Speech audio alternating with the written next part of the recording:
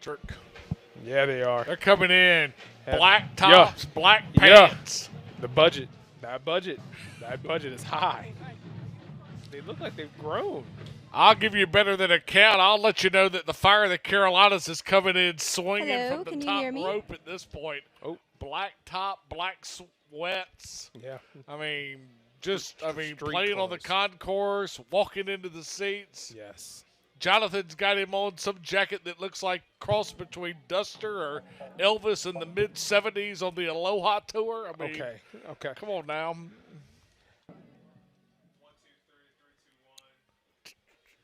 Oh, I was trying to do that. You didn't say anything. Sir, you know what? Get it? Get it together. Where do we go now?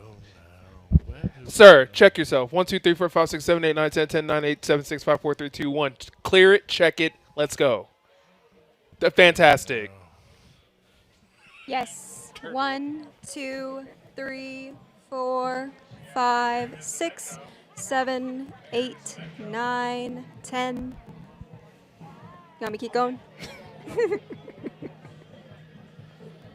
I'll keep going. 1, 2, 3, 4, 5, 6, 7, 8, 9, 10, 11. Perfect. Woohoo! Thank you. So let's see. Western led by 28 against Gardner-Webb. Mm-hmm. And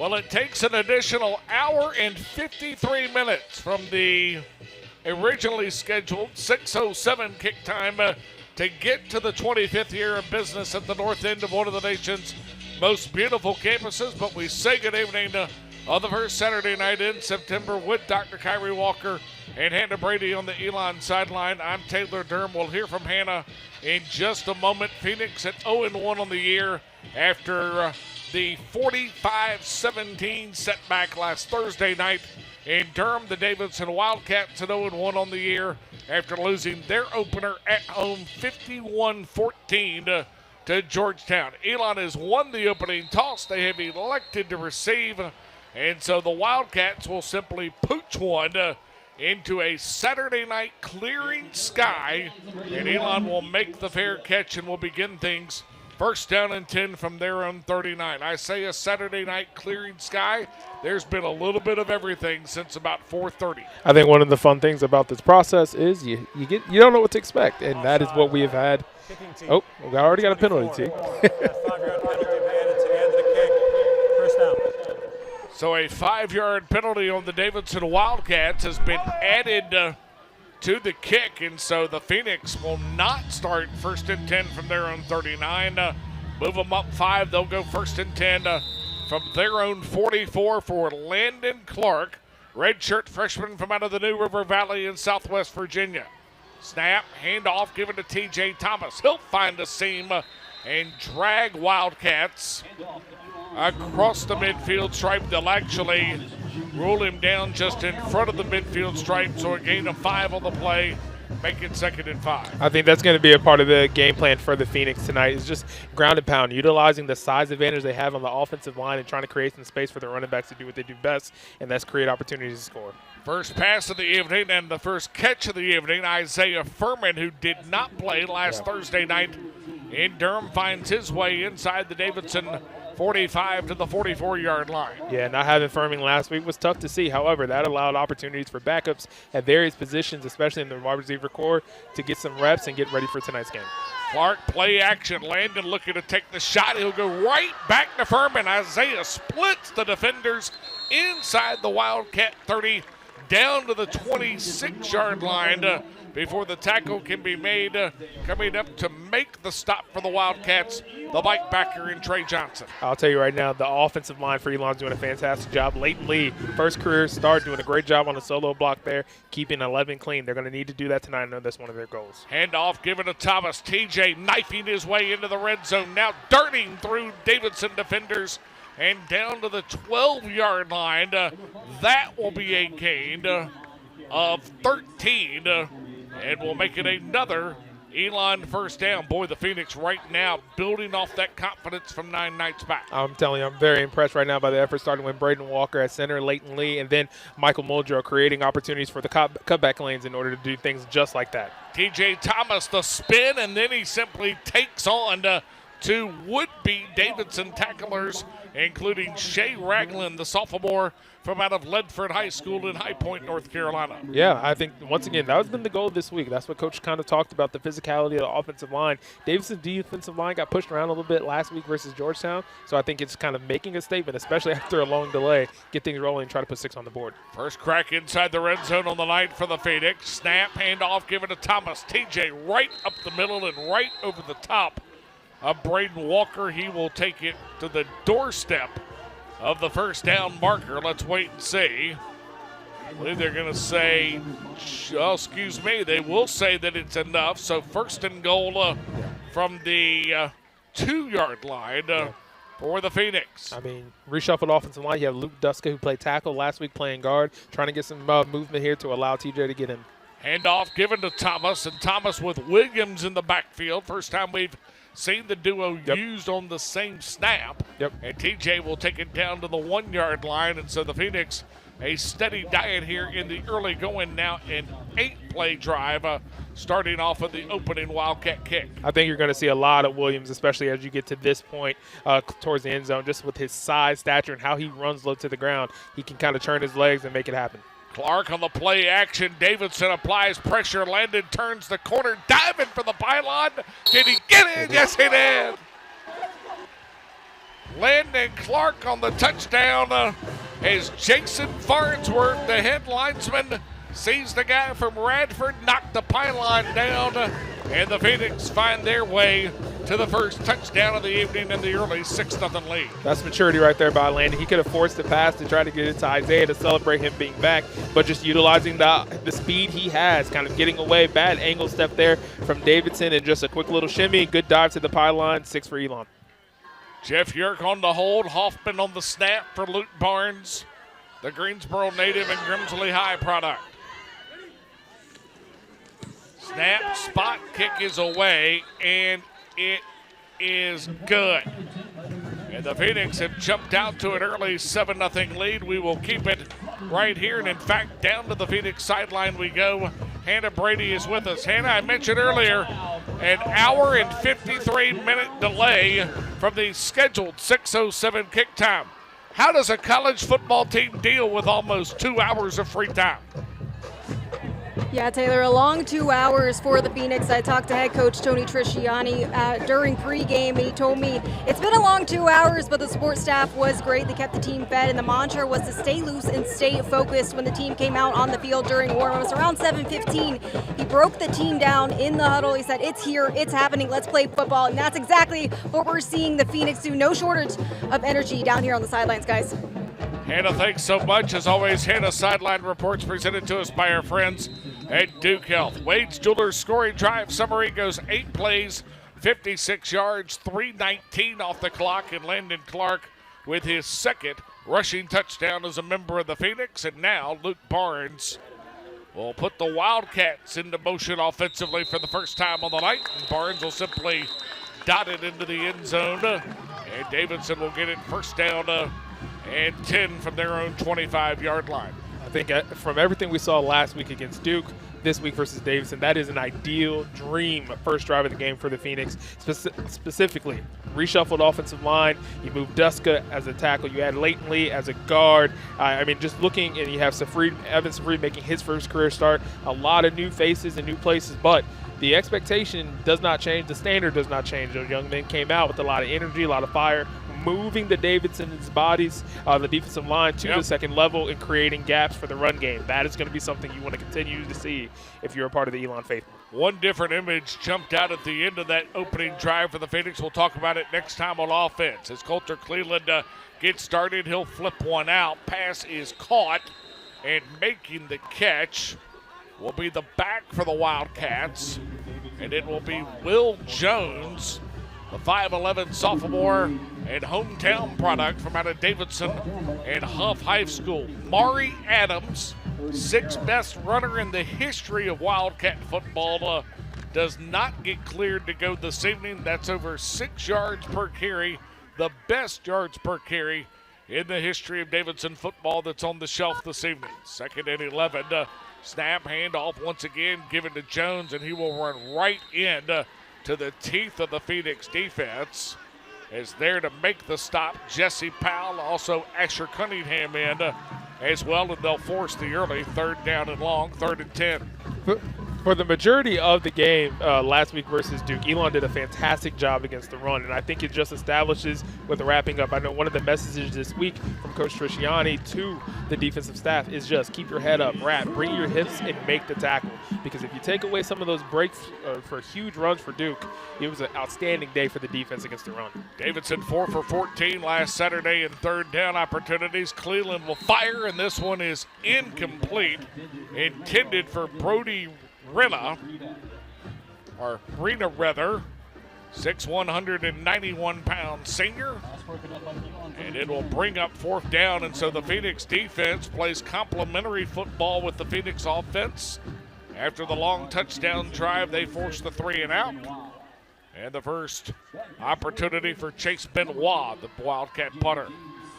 Big PBU there for Ish Atkins, which once again is a snap mismatch. A little bit high. Benoit able to get it away, and Hamilton will take it on the run. Brings it to the near sideline, and he'll simply then cut it back over the midfield stripe and finds his way in Davidson territory at the 49. That's where the Phoenix will begin their second offensive set of the night. Almost 5 minutes gone by on a clearing. Weather getting better by the minute Saturday night from Road Stadium. Elon's jumped out to the 7-0 lead. This is Elon football on My 48 and Elon Sports Vision.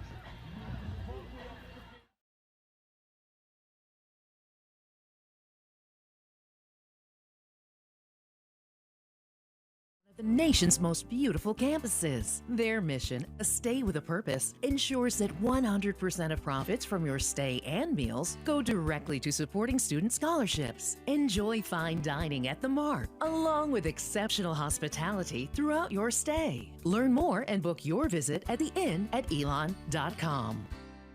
Dear Triad, we see you driving by us every day, whether off to work or ready to play, heading over to a beautiful park, just in time for a fun family walk, or windows open, zipping around for quick bite with friends right downtown. Your Toyota takes you most everywhere, and we ensure you get there with the utmost of care. Oh, Triad, we sure love you dearly. Yours, most sincerely, Cox Toyota. Before you buy, give Cox a try. Great medicine and world-class athletics come together at Duke. The Urbanic Sports Science Institute leads this collaboration in treating all sports-related issues from injuries to improving performance. We pride ourselves on offering the best clinical care for all athletes, all ages, and all skill levels. To learn more, visit dukehealth.org or call 919-813-6860. Let's get you a quick look at the Cox Toyota keys to the ball game as you get a look at Alex Stadler, the Phoenix offensive line coach.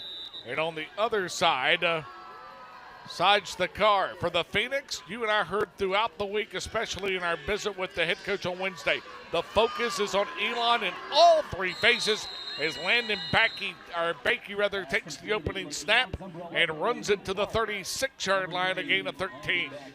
Once again, just going speed. I think that's one of the big things for Elon today, and that's something they utilized last week against Duke, is just kind of going quick game. They have the athletes on the outside. Landon Bakey, quick step, go. I think that's the advantages that they have in skill position against Davidson. TJ Thomas handed off, and Davidson is right there coming up the middle to make the play.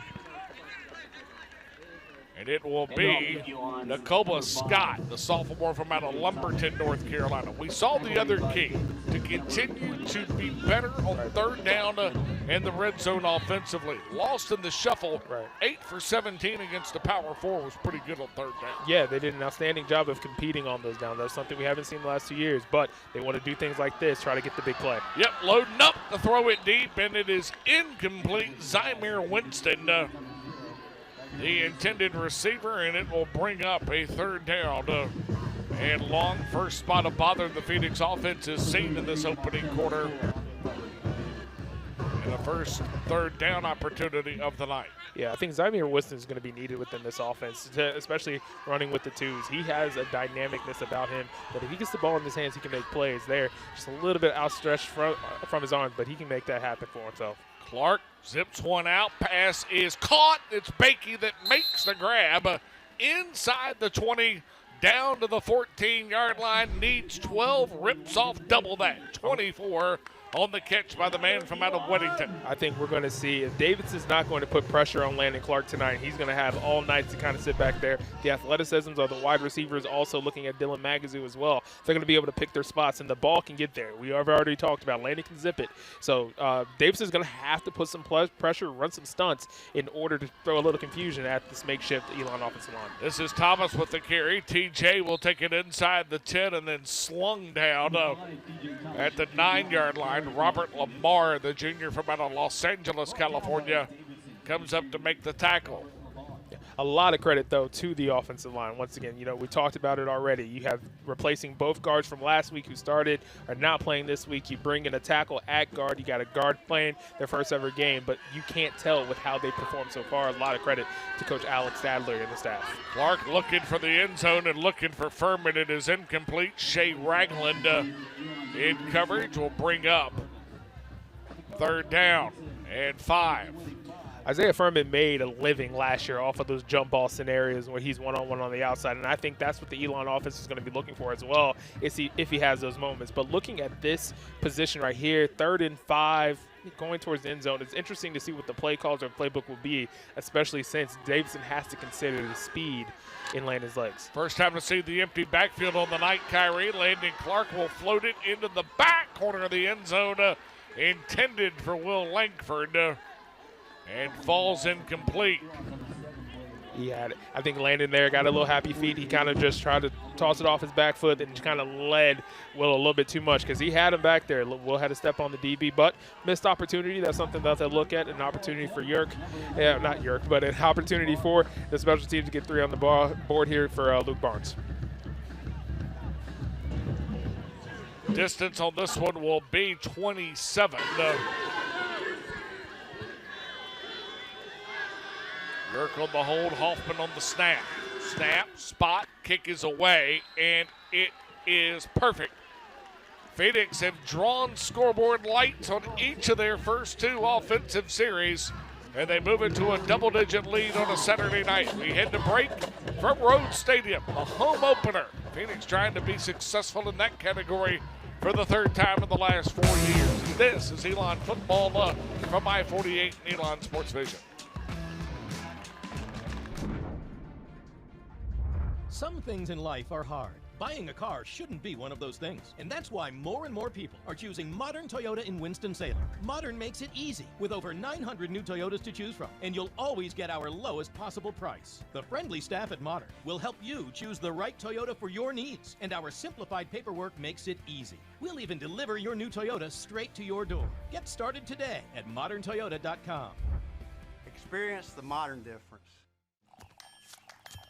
We all have our own way of waking up. And if it works for you, keep doing it.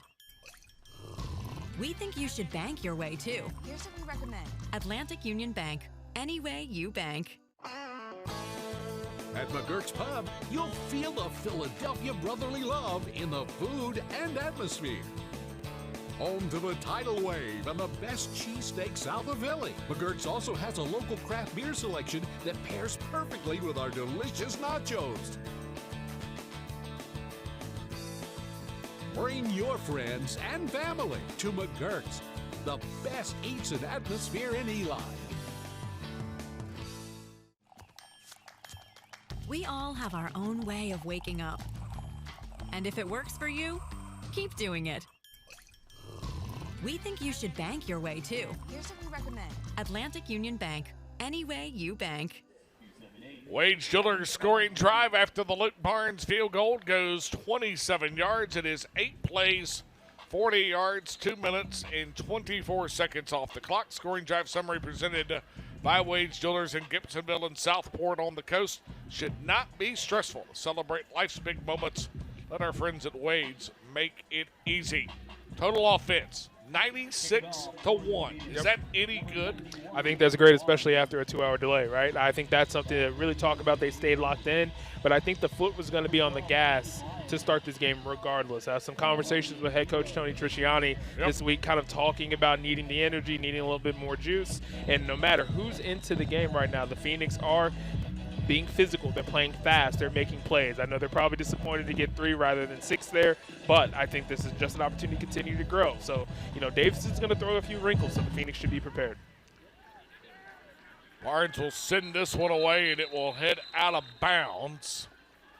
And the penalty flag thrown, and so instead of the 1st and 10 at the 25-yard line, First down. they will move it all the way up to the 35, and that's where the Wildcats will begin their second offensive set of the night. Coulter Cleveland, senior from out of Racine in the Buckeye State.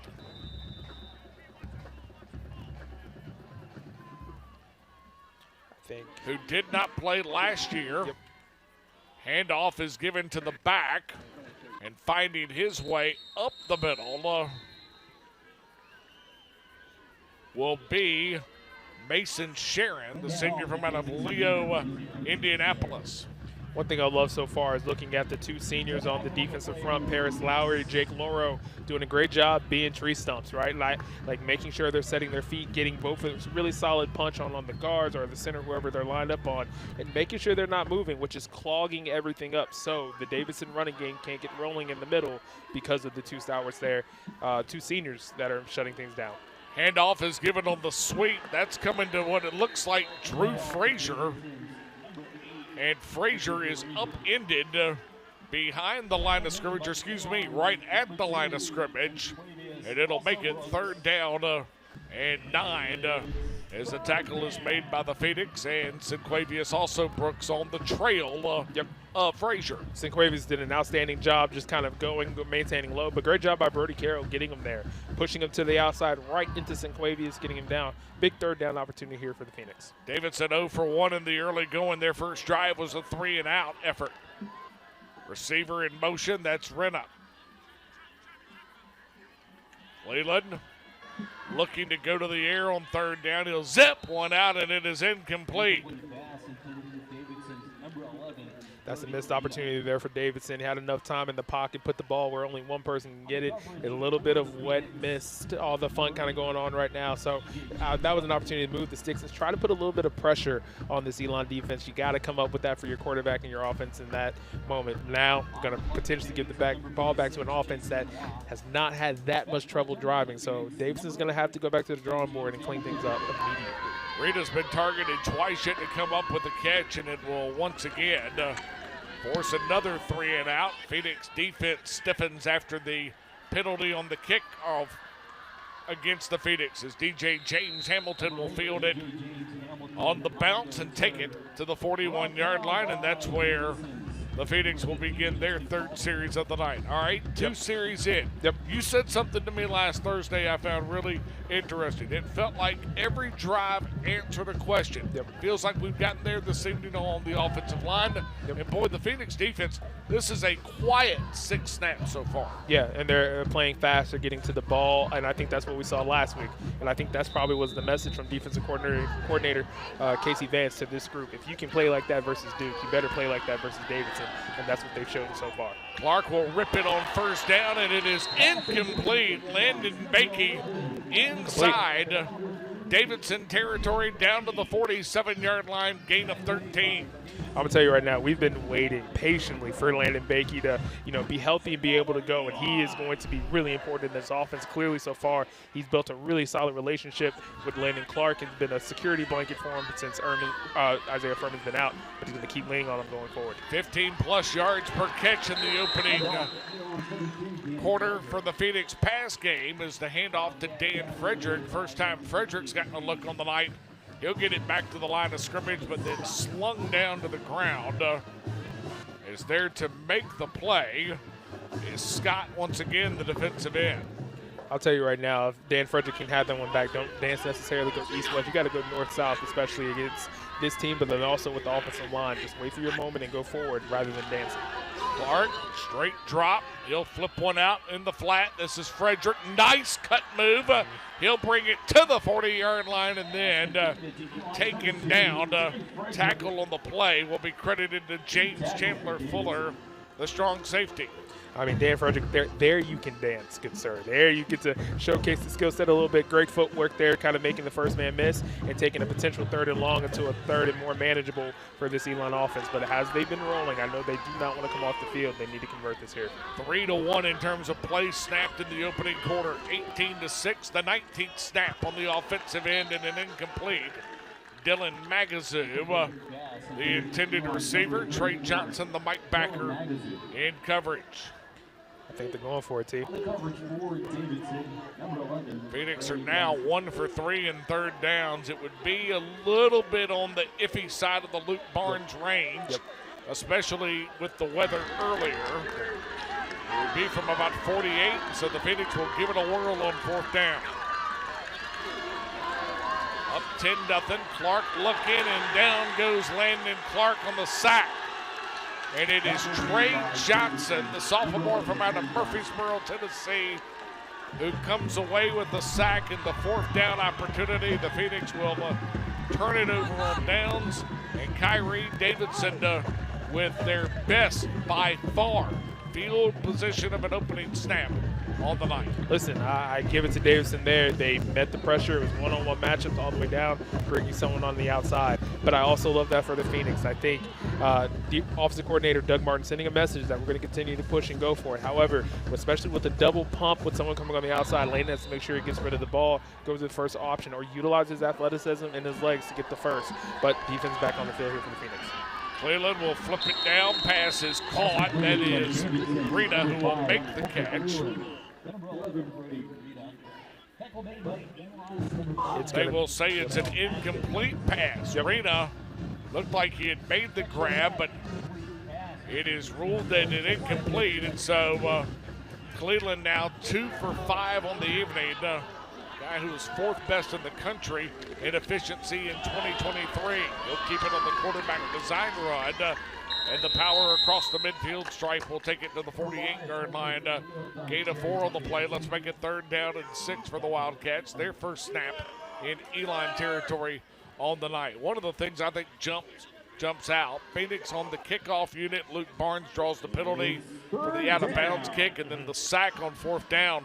Phoenix defense has just kind of stood tall and said, all right, we'll take care of this, and now trying to force a 3-and-out off of the sack on 4th down. Yeah, and they're capable of doing that. I think it's a mismatch a little bit with Rena against 6'4" with a long range in Ish Atkins, so they're going to have to move him around, but good play here by Brody Carroll. And Cleveland gets slung out of bounds by Carroll. Almost lost the handle on the football.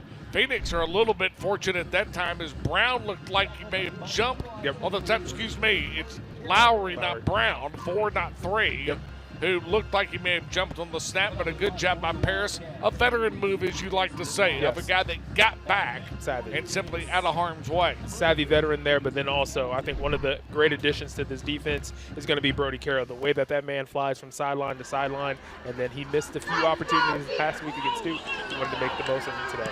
Penalty flag on the play. This is going to be offsides against the Phoenix special teams unit. They were teaming up to come after it. And ball will bounce out of bounds on the near sideline, but let's hold the phone. First time of the evening, we've officially had an opportunity to hear from Anthony Florio, who's the referee for our crew, and indeed offsides.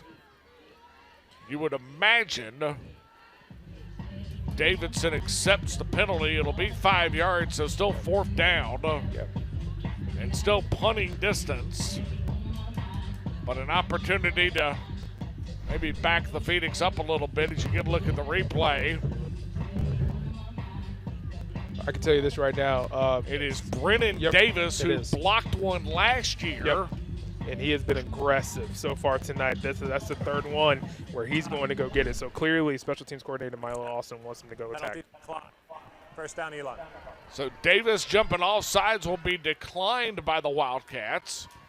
And Elon will take over, 1st down and 10.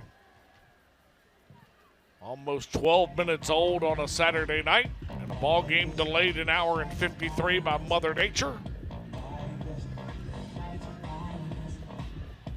Well, I'll tell you right now, T, this is another opportunity here for the Elon offense to just try to get some rhythm going, right? They've had 2 successful drives so far, but kind of got stalled there, not necessarily executing to their expectation. That may give Davidson a little bit of confidence here, so this drive is going to be important to try to kind of dictate the offense and keep themselves rolling. 1st down and 10 from the Elon 23. Clark will keep it and slide down.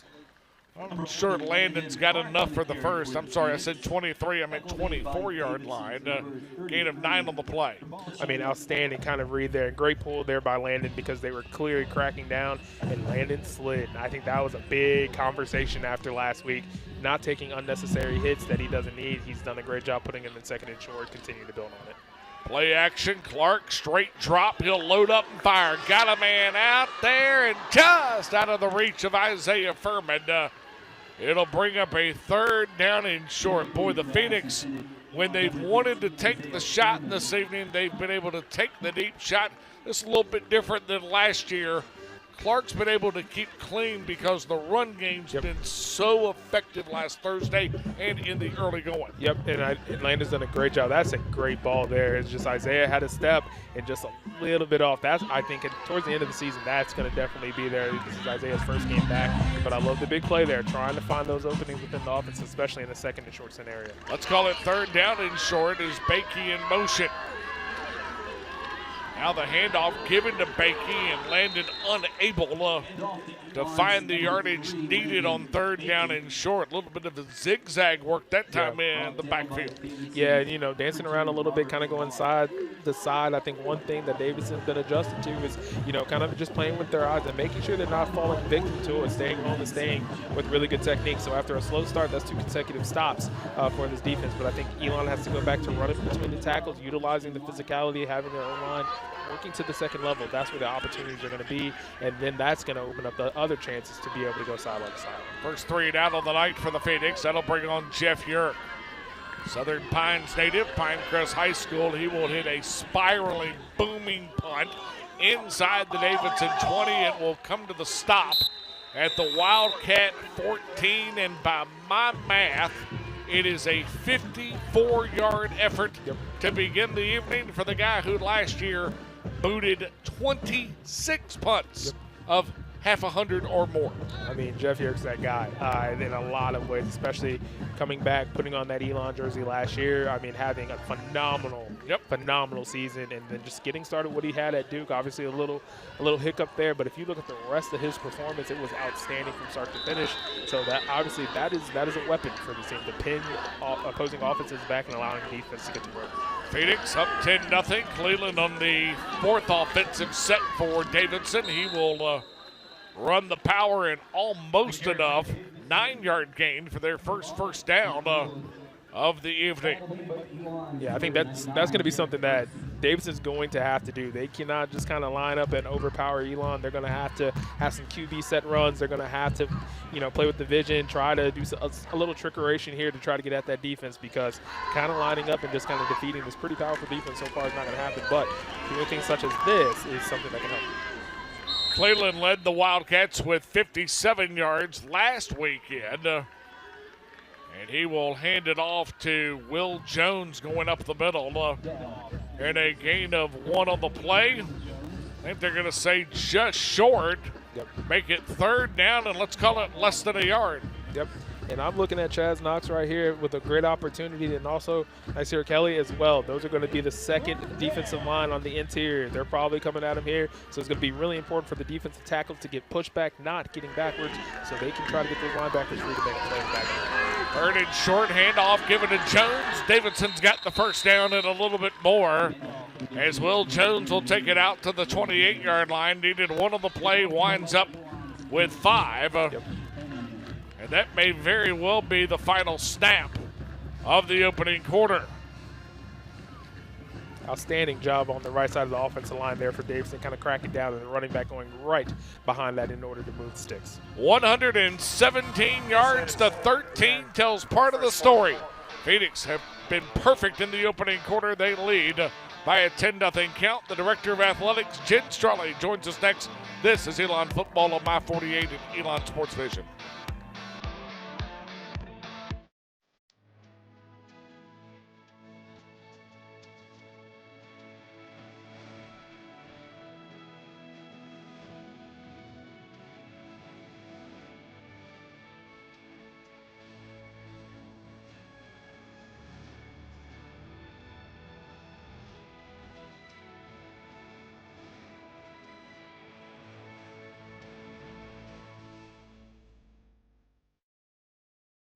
Alamance Community College invites you to step through our doors into a world of opportunity. It's the perfect place to find your key to success. Earn a 2-year degree at ACC through hands-on training in more than 40 careers. Go to the head of the class in today's technology-driven workplace. Want a 4-year degree? ACC can help you start your BA through university transfer. Earn your first 2 years of credits at a fraction of the cost. Click on alamancecc.edu to learn more.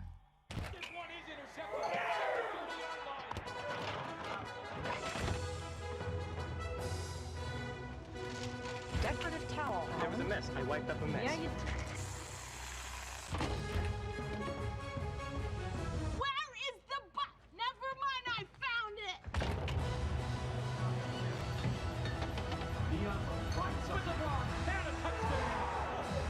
Welcome back, football fans. We'll see you in the fridge. Discover your gateway to the Elon experience with a stay at the Inn at Elon, a 4-star boutique hotel nestled in the heart of one of the nation's most beautiful campuses. Their mission, a stay with a purpose, ensures that 100% of profits from your stay and meals go directly to supporting student scholarships. Enjoy fine dining at the Mark, along with exceptional hospitality throughout your stay. Learn more and book your visit at theinnatelon.com. Over $600,000 raised last night in the annual Night of the Phoenix. The Director of Athletics, Jen Strawley, stands by on the Elon sideline with Hannah Brady. Hannah? Taylor, I'm joined alongside Director of Athletics, Jen Strawley. Now, Jen, after 2 hours of a weather delay waiting around, what's your takeaway on this home opener and just the excitement for this upcoming football season? Yeah, I actually looked out here earlier, and I was surprised to see how many people waited around to be here to watch us kick off our home opener. So we were expecting a larger crowd, but for this group to stay through the 2 hours, it's exciting and just great to be back out here at Rhodes and walk through another football year. Absolutely. One of my favorite things that you guys do is the Night of the Phoenix. Last night you raised over $644,000, 254. I mean, just talk about how impactful that is for the athletic department, and just talk about last night. Last night was really special. We had so many community members, student-athlete families, our student-athletes were there, come together, and to be able to raise over $640,000 that goes directly to support our student-athletes and the impact that we get to have both on them academically, athletically, holistically, to help them prepare to have lives of impact beyond their time at Elon. It really was a special night. And then another fun thing coming up is Family Weekend, September 26th to the 28th. It's going to be a fun weekend. What can people expect? What are you guys planning? Next home game.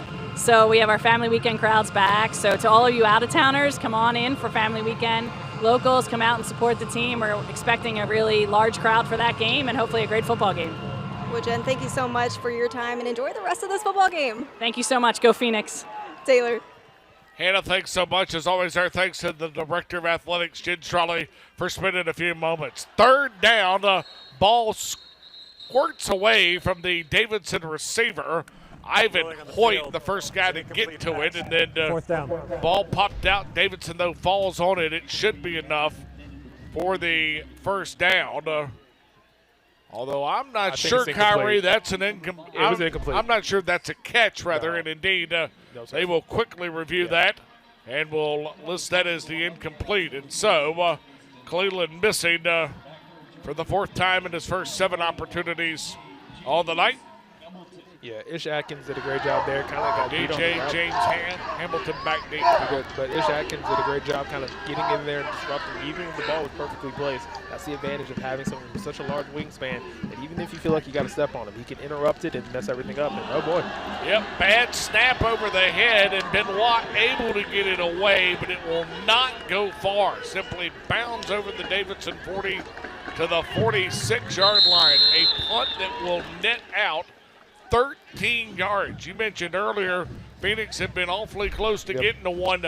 Benoit almost gift-wrapped one right there. Yeah, kind of dropped the snap, but once again, every punt so far that Davidson has had, special teams coordinator Milo Austin has brought pressure and has brought heat to put them in that situation. So, when you fumble the snap, I mean, good on them in order to get a punt off. However, the Phoenix have just shown they're going to continue to put punters in that pressure situation. They're going to have to make plays. So, great field position here for the offense. Second time Elon started in Davidson territory, the 49 and now the 46. Handoff given to Williams.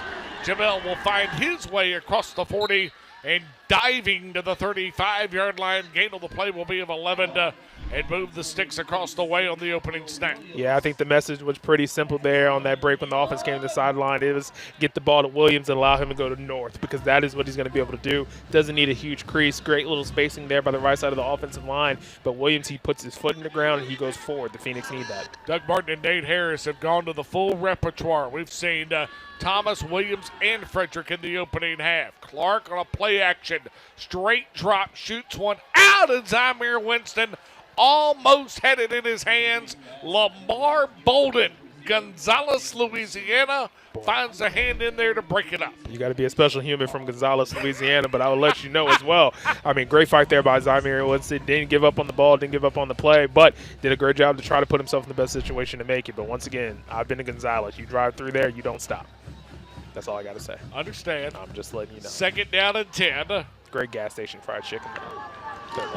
Behnke the lone wide to the bottom of your screen. Handoff given to Williams. Chevelle will find his way across the 30 and then dragging Wildcats with him while he's headed out of bounds to the 22-yard line to gain a 13 on the play that time, as it is Fuller as well as Lamar,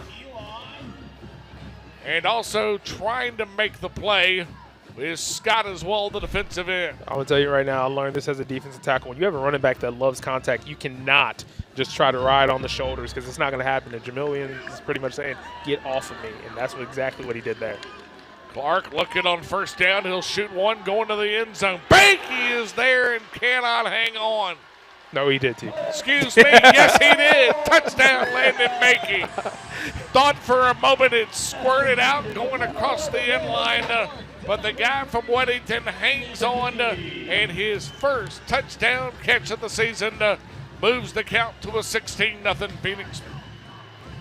Great job by the offensive line allowing that time, but that is a beautiful pass from Landon Clark and a great route by Landon Behnke, who is showing out right now because if you look at his stat sheet, Landon Behnke has 4 catches in the first quarter and a little change of this game in 74 yards with a big touchdown. He's taking advantage of the Davidson one-on-one matchups, and Landon's following him. Great play. What a great job, by the way, for the Phoenix to cap the special teams gift off of the punt that was off the side of the leg after the snap over the Wildcat head. Luke Barnes, who's been busy in the early going, will knock home the point after. Wade Schiller scoring drive to take you to the break. 4 plays, 46 yards, a $127 off the clock, and Elon moves it to a 17-0 advantage. Back we come to Road Stadium. This is Elon football.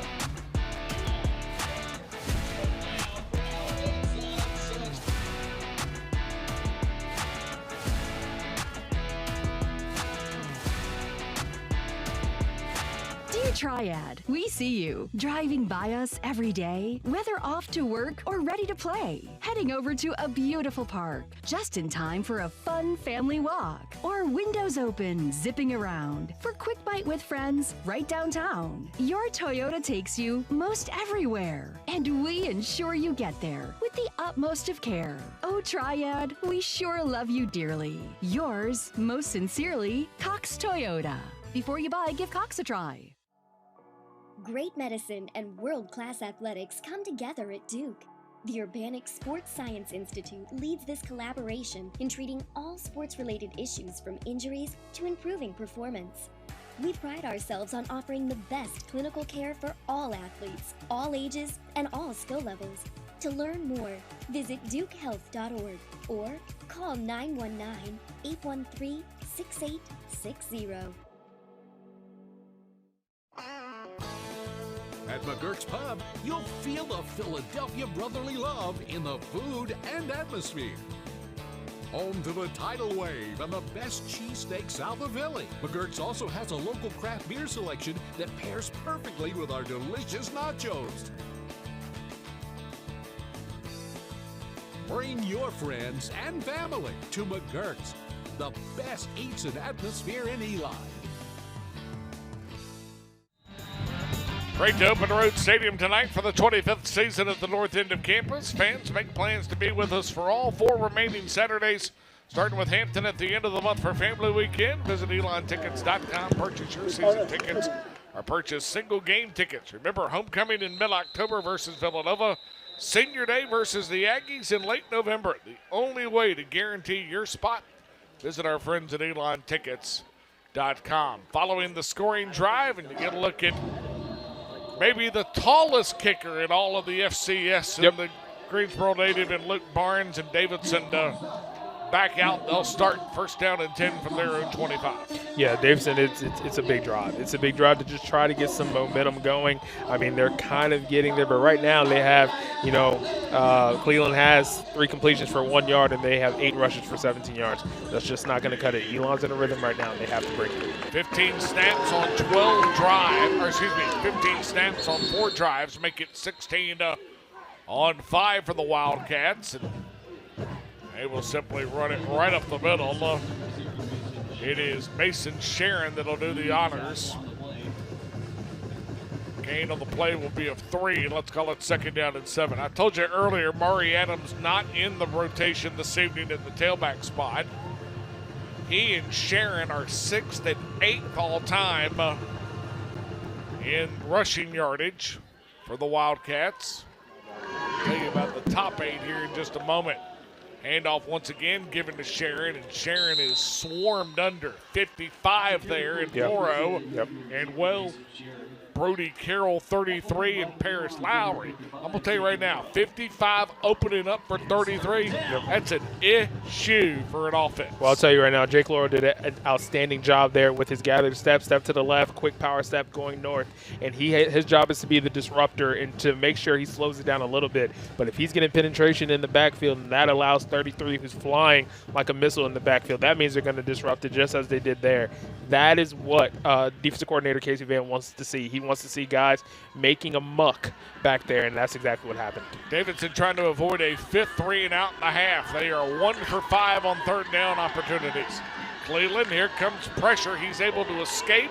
Phoenix will give chase. Pardue, the guy sprinting after him, and Cleveland simply has to offer it up into the Davidson sideline. All right, you mentioned Jake. Now let's turn it to the outside. Yeah. Dylan Pardue having a chance to shine. Yeah, Dylan Pardue with a great spin move. And then I would tell you Kamari Brown, him standing up. Yeah, there's a lot of trust there. If you're going to let Kamari Brown kind of rush from a standing position, could have been a hold there in that situation, but outstanding job by Kamari in order to not be frustrated, flush him out, throw away, and you're going to get the ball back to your offense. Benoit 13 yards on his last punt, an average under 28 in the opening half. DJ James Hamilton stands back deep.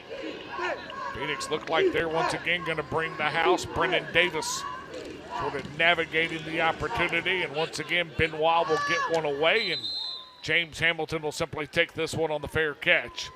And Elon will have it first down and 10 from their own 45-yard line. Well, I'll tell you, so far, just looking at the defense, I've been really impressed how they kind of have just dominated the front, creating pressure in situations, allowing for no rush lanes to exist. Because, Davidson, that's one thing they wanted to get back to this week. Elon kind of has the message. They met the challenges. The defensive front is controlling the line of scrimmage and winning that. So it's going to be continued by this offense. Can this offense continue to keep their foot on the gas? Not forcing it where it's not needed. But as the last drive set up, that was by Jamil Williams being physical, running at the point of attack, offensive line moving bodies. That is what they need to do, and that is how they're successful. 163 yards in the opening half for the Phoenix. Clark on the check down. He'll find Zymir Winston into Wildcat territory. Goes the guy from out of South Garner High School.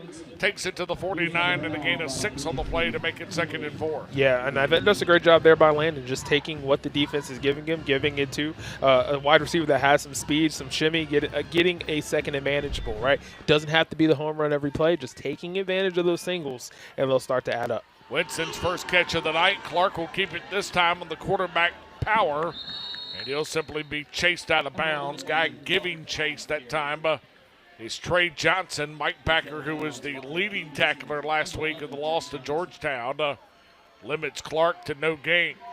Yeah, great job there. Great pursuit there by Davidson, because Clark has the ability. If he gets to that outside edge, he has enough speed to do some damage. So great job there. Great pursuit angles there by the linebackers and defensive backs. 114 yards in total offense for Landon in the opening half. Phoenix on 3rd down, 1 for 4. Snap, handoff. Clark will keep it himself, and I think he's got enough. Reaching out and stretching to the 45. The spot is the 46. Interesting. Yep. Now they will smack dab in the middle, and it'll make it 4th and short. And Phoenix, for the second time of the night, are going to roll dice. Yeah. there when landing. Got to be careful, especially those hits to the head, but the Phoenix got to utilize their physicality, move the D-line back in order to get this first. Snap, Clark right over the top of Braden Walker, and he'll have enough for the first down and right over the top of a guy in a new spot this evening in that left guard spot. Yeah, I'll tell you right now, I think any opportunity that you're following Braden Walker, I think we're going to take advantage of that as the Phoenix, because that is just looking at the offensive line staying low.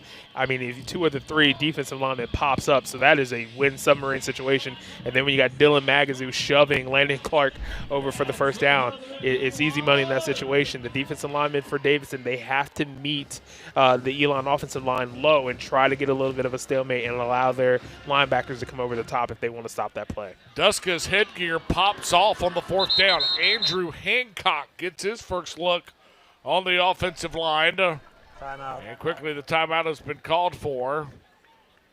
Elon will take it. It is their first timeout of the half. We will keep it right here. You and I go back to the opening drive this evening when Landon Clark finds pay dirt and caps the what was 8 plays and 56 yards. We talked during the break. Alex Stadler, and we've talked a lot about his work the first 2 weeks. He is down at the 10-yard line to meet the offensive line after the touchdown. The chemistry of this group, that's a thing, right, with Absolutely. those 5 guys. Well, I'll tell you, very few people are as big as fans of Coach Alex Stadler than I am, because I still remember what he did to me in Liberty when we played back in the day. But I would tell you what that man has done with this group. He had so many returning guys last year, so many new faces this year, and what has he done? He's just producing. And they're just learning their craft. They're taking it seriously, but they're being coached, and they're being coachable by someone who's very knowledgeable and loves the game. After the 4th down conversion, Clark will load up, looking to go deep. Got him in. Out there, it's Bakey.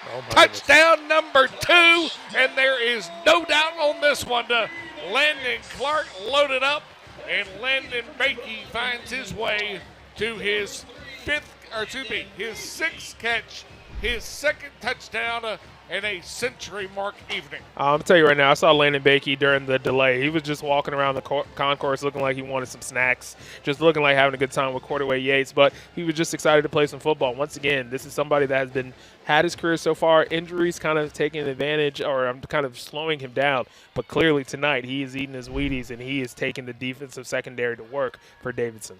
Hoffman will snap. Yerk to hold. Barnes on the extra point, and it is good. We will keep it right here. 8:04 left to play in the opening half, and the Phoenix push it out to a 24-point advantage as you get a look at the Wade Jewelers scoring drive. 5 plays, 55 yards, 2 minutes and 12 seconds off the clock. What a half for Landon Clark. 3 touchdowns, 163 total yards, and 9 for 15 and a $156 through the air, pal. Yeah, and I'll tell you once again, that a lot of this, you got to give credit to the big boys up front. They're just keeping him clean and allowing him to kind of sit back and allow for the wide receivers to kind of make a break, maybe kind of shift from a route. But the speed of Landon Bakey, as soon as he gives a little shimmy and is able to go to the outside, Landon Clark's able to put it on, and the Landon-to-Landon connection has been on fire so far tonight. It's been great to see.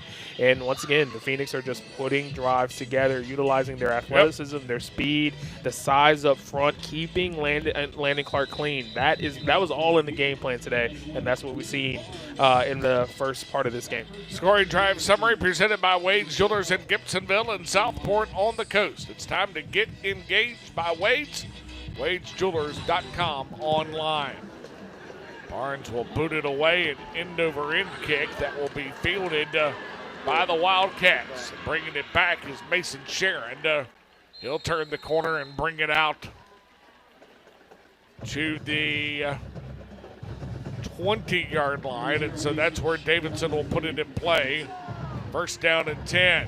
Wildcats on what will be their 6th offensive series of the opening half. The numbers that jump out, plus 14 in terms of total plays, 32-18, 198 in terms of the yardage difference. And in time, Phoenix right now are striking quick, just 3+ minutes in terms of time. Elon's not strangled the clock yet. in terms of the offensive tempo. No, but one thing they're doing, they're winning battles. They're rushing the passer. They're getting their hands up. They're just playing like a bunch of menaces on the defensive side of the ball, which has completely disrupted Davidson getting into any flow with their offense. Asher Cunningham in pursuit of Cleveland that time. He'll bother the play. Coming to the near sideline. You get a look at the replay from our good friends at Elon Sports Vision. And it'll make it 2nd down and 10. Cleveland on the night, 12 for 17 last week. He is now just 3 for 9 this evening. He'll load up on 2nd and long. Looking to throw and cannot find the receiver, Drew Frazier, the intended target. And coming up to make the play for the Phoenix is Tony Hart III, third-year sophomore from out of Baltimore, Maryland. Yeah, I think in that situation, I probably want that ball back, considering you had a streaking running back going right across your face with no one on him. It's just one of those things where the game just has to slow down a little bit. I think one thing that the Phoenix are doing is obviously they're creating the pressure and putting everyone in an uncomfortable position, but Cleveland has to take a second, take a breath, and put the ball where it needs to be. That's forcing it, and that's not going to lead to wins here for the offense. It's not Hart, but rather it's DJ James Hamilton as Cleveland on 3rd down and long will zip one out. Catch is made by Rena. Brody Rena short of the 4th down marker. As the tackle made by Bryson Scott. That'll force the 3 and out, which will be, by my count, the 5th of the evening in the opening half. And Benoit will boot it away as DJ James Hamilton waits deep. Yeah, some heat here, but a little bit more punt safe look there for the Phoenix. Hamilton will let it bounce. Thought about making the Riverboat Gambler play on it, but instead will let it touch and roll inside the Phoenix 35 down to the 33-yard line. And so that's where the Phoenix will put it in play on what will be offensive drive number 7 on the evening. Got a little laundry on the turf here, too.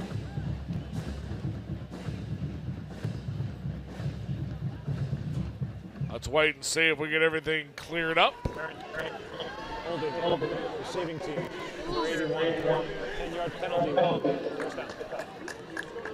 That is Ian Westbrook, redshirt junior from out of Leesville Road High School in Raleigh, North Carolina, whistled for the penalty. And so they'll back it up to the 22-yard line. And that's where the Phoenix will put it in play. And looking in that situation, great get off there to try to create a little bit of pressure. But Ian, at that point, you just kind of have to let go. No need to do anything excessive, but it happens. You know, those are the type of penalties that head coach Tony Trisciani does not want to see, especially if it's unnecessary. But you get the ball back, Elon offense, to keep things rolling and try to keep the Davidson defense on their heels. Phoenix 218 yards of total offense. And Clark will zip one out. Isaiah Furman makes the grab at the 31-yard line. Gain of 9 on the play. We'll quickly head to the Elon sideline in just a moment. Hannah Brady will have something on the guy from out of the New River Valley in Southwest Virginia, who saw action last year in the NCAA mandated 4 games to maintain the redshirt status. Handoff, by the way, given to Williams. Jamel looking for a little bit of a room. Got it. And got enough for the first down to the 35. Down to the Elon sideline we go. Hannah, he became the 4th freshman quarterback to start an opener last Thursday night in Durham since 2007. Yeah, guys, we've seen Landon Clark's ability to use his leg and extend plays, but tonight we're seeing him throw the ball a little bit more. And last season, he didn't even complete a pass. And coming into the spring, that's something that both him and offensive coordinator Doug Martin started to work on. They focus a lot on footwork drills and teaching him how to throw certain routes. That it was all about accuracy and ball placement. And while he's still learning to control himself emotionally, something he hasn't had to learn was how to be a leader and rally his teammates. And all night tonight, guys, he's just been walking around encouraging his teammates to lead this offense. Taylor. Hannah, thanks so much. Clark incomplete on the opportunity on first down. It'll bring up 2nd down and 10. Clark zips one out. Magazoo, the intended receiver, and bounces right off of Dylan's hands. Trey Johnson, the guy in coverage. That's the second ball Magazu's had in his zip code here in the opening half. First one was overthrown. That one just couldn't quite bring in. You don't see that a lot from 34, and I know he's probably upset about that. But going back to the previous throw with Landon, kind of a little bit too much zip. Those are the things that he's going to get learning from. He needs these experiences. However, especially in the third and long distance, you got to get the ball out. Sets, throws, caught. Zamir Winston, enough for the first down. And he'll take it down to the 25-yard line. Gain on the play will be a 40 when the Phoenix needed 10. And another explosive third down opportunity on a third and long. With the corner blitz kind of coming in there to add a little bit of pressure, one thing Landon likes to do is he puts it there and he can zip it. I think a lot of people talk about his legs, and it's great. He can run the ball in those situations. But do not sleep on 11's arm. He can zip the pass where it needs to be and kind of thread the needle, and that's exactly what he did. Great catch there, focus there by Zyman Wilson. He's throwed it for 165 in the early going. He'll hand it off. This one is Dan Frederick, and he'll find his way to the 26-yard line. Gain of 2 on the play.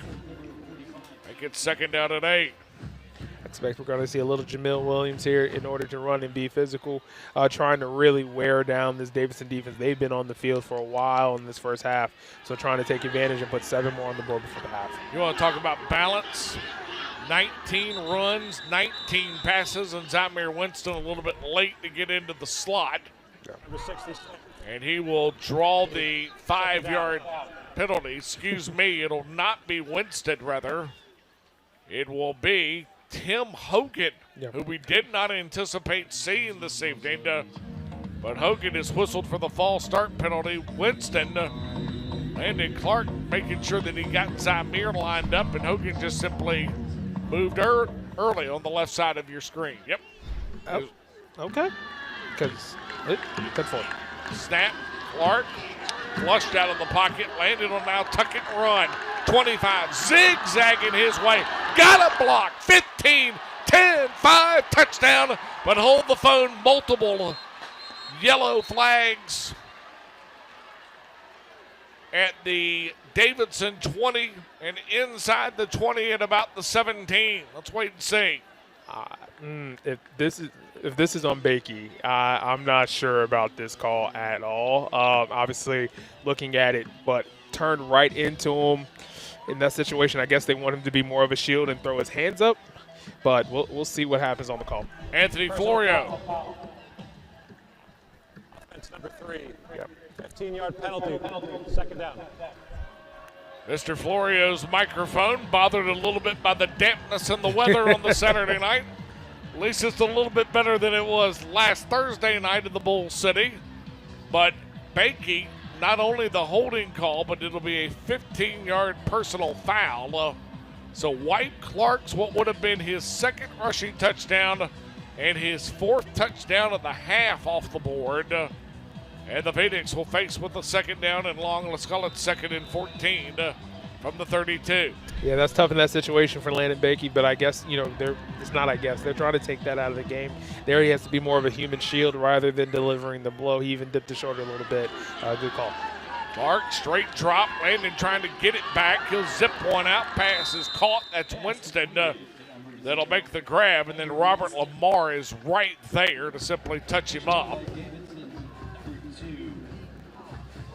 Seen a lot of Zamir Winston, and I think that's an important part of this offense. Just get as much depth in the wide receiving game as possible, and he's going to be a big part, like I said earlier. But these are the types of situations you want to see Landon Clark in this offense kind of go through.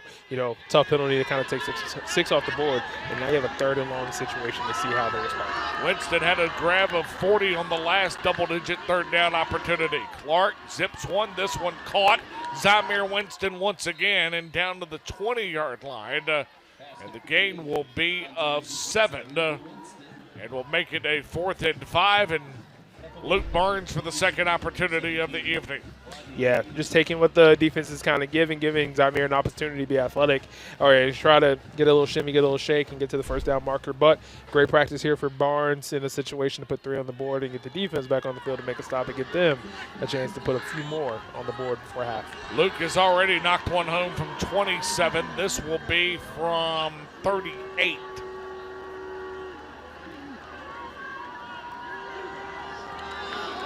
Barnes puts foot into leather, end over end, and perfect. Headed up the hill, going to the Phoenix statue in front of the Horace Hendrickson Football Center and Alumni Fieldhouse. And the Phoenix cap another drive. 10 plays, 58 yards, 4 minutes and 9 seconds. Outside of the downs and turning it over on 4th down. Yep. And the Yerk punt off of the lone 3 and out of the opening half. Touchdown, field goal, touchdown, touchdown, field goal.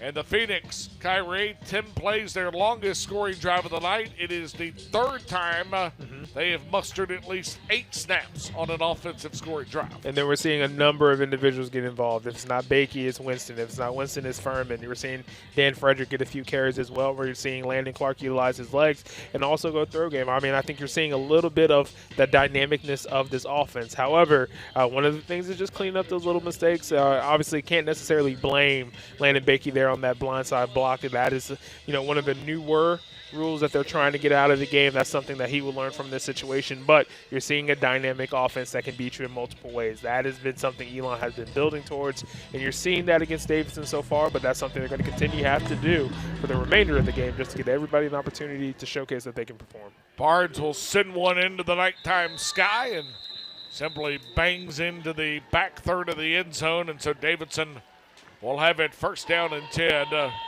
from their own 25-yard line. Halftime report comes your way in just under 3 minutes. Interesting feature to start our halftimes on My 48. Very rarely do you ever hear of a guy who won a national championship in lacrosse who finds his way into an FCS football program. Jason Singer, graduate student from New York who won the lacrosse title with the Big Red of Cornell, has done just that. We'll profile Singer at the break. Scores from a busy day across the ACC and the CAA. And then, of course, first half highlights, and stats from the first 30 minutes in a ball game so far that has gone about as well as the Phoenix could have possibly expected it to. Yep. Just under 300 yards of total offense. They've held the Wildcats to just 28. Yeah, I mean, you can't draw this up any better. You can't dream it up a little better. They're being fast, physical, and they're executing to the game plan. Cleveland will turn the corner, coming to the near side, and he'll be chased out of bounds. Coulter Cleveland finds his way to the 29. It's a gain of 4, but boy, multiple guys that time in pursuit. Brody Carroll just feels like right now he's having one of those everywhere nights. Yeah, and Brody Carroll in those situations, especially talking about his performance last week, he lived in the Duke's backfield. He's even kind of acknowledged, he talked about it just prepping this week in practice, kind of keeping his head up, but maintaining that speed and that aggressiveness of getting from point A to point B. So as soon as he plants his foot on the ground, he's going full steam ahead. Rylan Shibley in the ball game for the first time in the opening half as Cleveland once again tries to escape the Phoenix pressure and cannot. Asher Cunningham, the first Food Lion feeds, sack to get back of the evening. It's the the second sack to get back of the evening. It's the 4th sack to get back on the young season. Outstanding tackle there by Asher Cunningham, kind of remaining patient, and then just making sure he's putting himself in a situation where he can grab around the ankles and bring him down. So great start there by the Phoenix. They're going to get an opportunity to get the ball back to put points on the board. Yep, Phoenix have asked for the timeout. And it is the 2-minute timeout that will lead us into the break. Let's take it with them. Back we come to Rhodes Stadium. Phoenix in front, 27-0. This is Elon Football from My 48 and Elon Sports Vision. Some things in life are hard. Buying a car shouldn't be one of those things. And that's why more and more people are choosing modern Toyota in Winston-Salem. Modern makes it easy with over 900 new Toyotas to choose from. And you'll always get our lowest possible price. The friendly staff at Modern will help you choose the right Toyota for your needs. And our simplified paperwork makes it easy. We'll even deliver your new Toyota straight to your door. Get started today at moderntoyota.com. Experience the Modern difference. We all have our own way of waking up. And if it works for you, keep doing it. We think you should bank your way too. Here's what we recommend: Atlantic Union Bank. Any way you bank.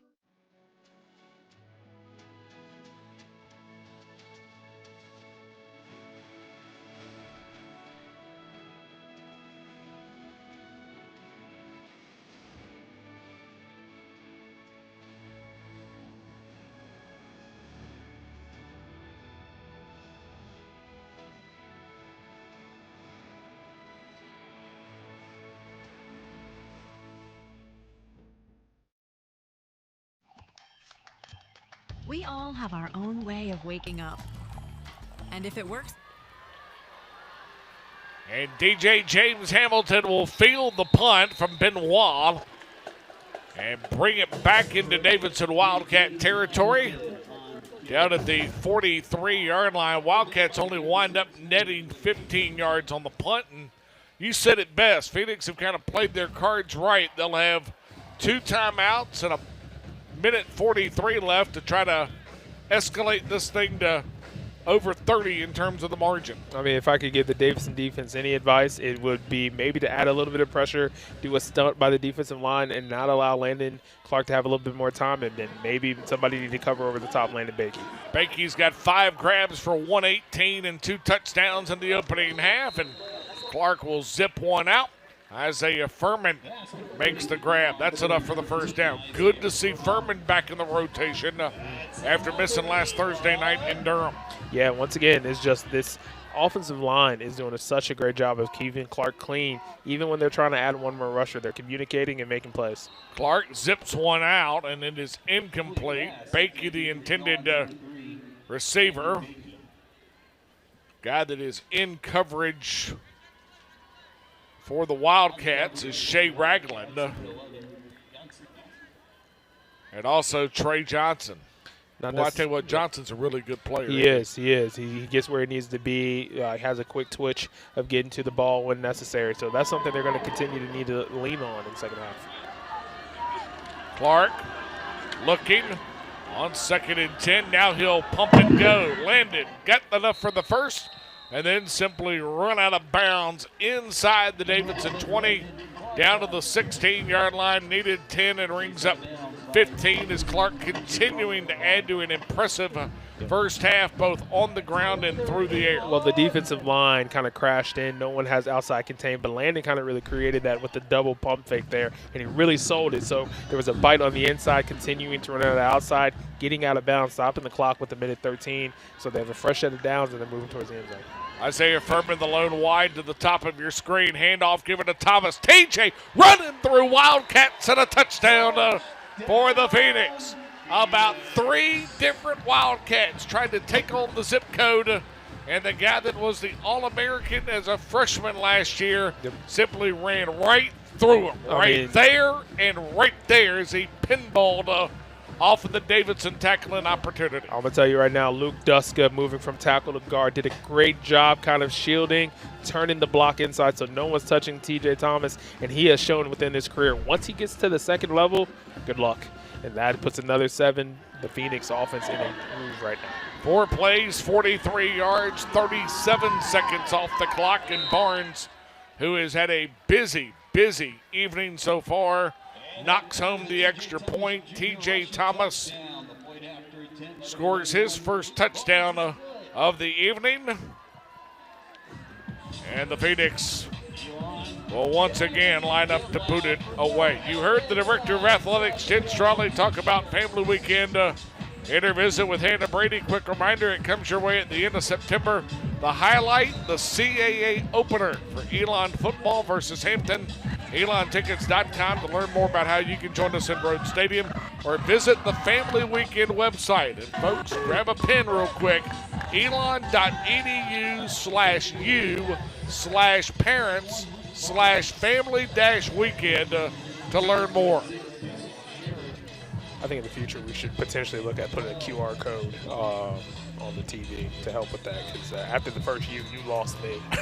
/, backward /, these things are very, very complicated in 2025, good sir. Just want to let you know. Phoenix in front, 34-0.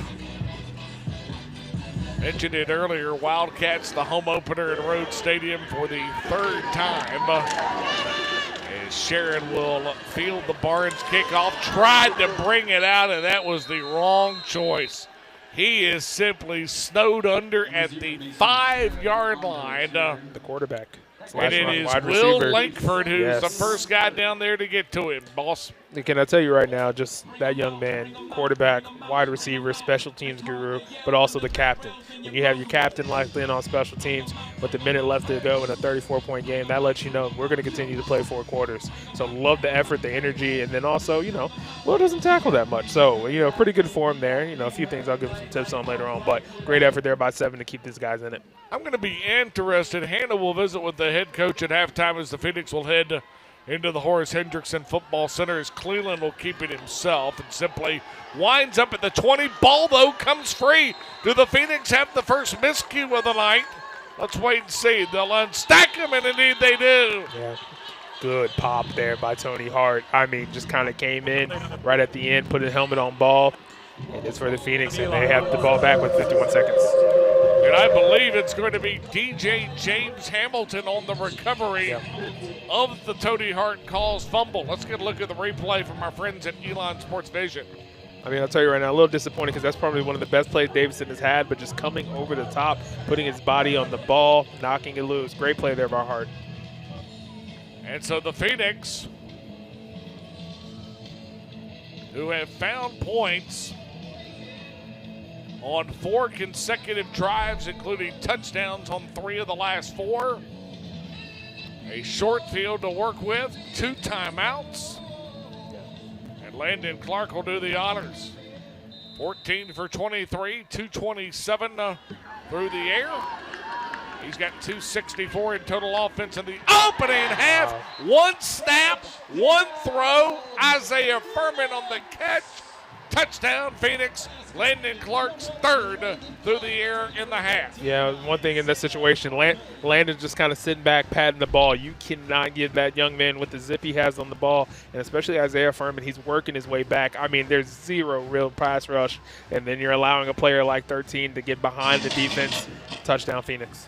We mentioned it on Monday when he visited with us during the lunch at Elon Football Live from Atlantic Union Bank. 130-plus touchdowns his final 2 years as a Radford Bobcat. Barnes is good on the extra point. We'll keep it right here. 44 ticks on the clock, and the Phoenix up 41-0. Yes, sir. Well, I'll tell you right now with Landon Clark, he's getting all the time he wants back there, and once again with an offensive line a little shifted, allowing to keep him clean. But one thing Davidson has to do, especially the defensive linemen, they have to generate a little bit more of the pass rush, because what they're doing, they're just running down the middle of these very large offensive linemen.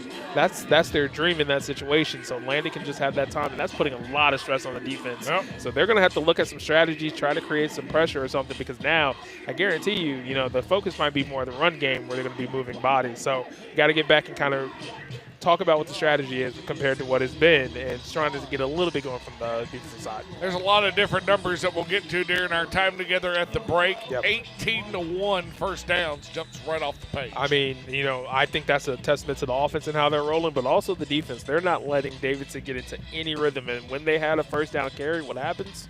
Fumble, turnover. So that just shows they're playing fast, they're playing physical, they're understanding the advantages that they have, and they're doing exactly that. They're just allowing their physicality to take over. Barnes once again will bang one into the end zone, and Davidson will have it first down and 10 from their own 25-yard line. This is an interesting Wildcat team that shows up at Rhodes Stadium. And we mentioned earlier, Saj Thakar, in his first year at Davidson, his 3rd year as a head coach overall after the last 2 years at Bentley, the Division II school in Massachusetts. Davidson was 7 straight winning seasons.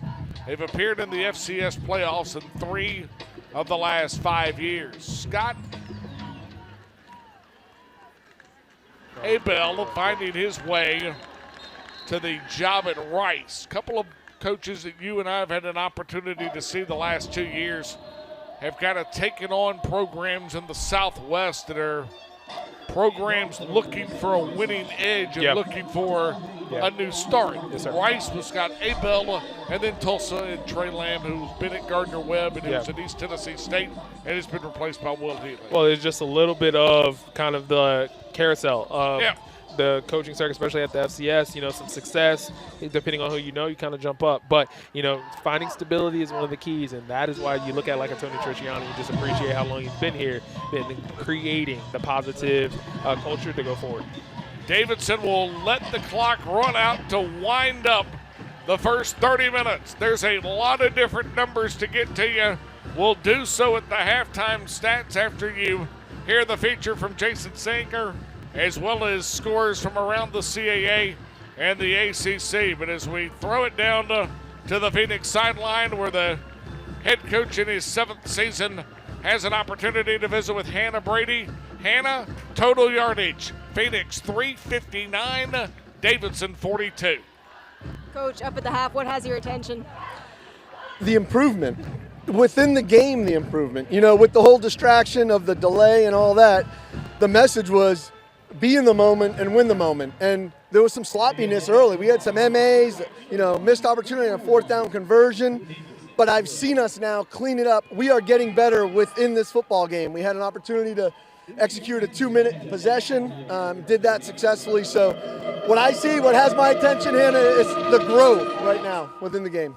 How have you liked your quarterback, Landon Clark's ability to command your offense? I love it. He is comfortable back there. He's making some good decisions. He's getting better within the game. Missed a hot earlier, came back, and this whole team, we're going to continue to get better the rest of this game. That's going to be the messaging when I go in there.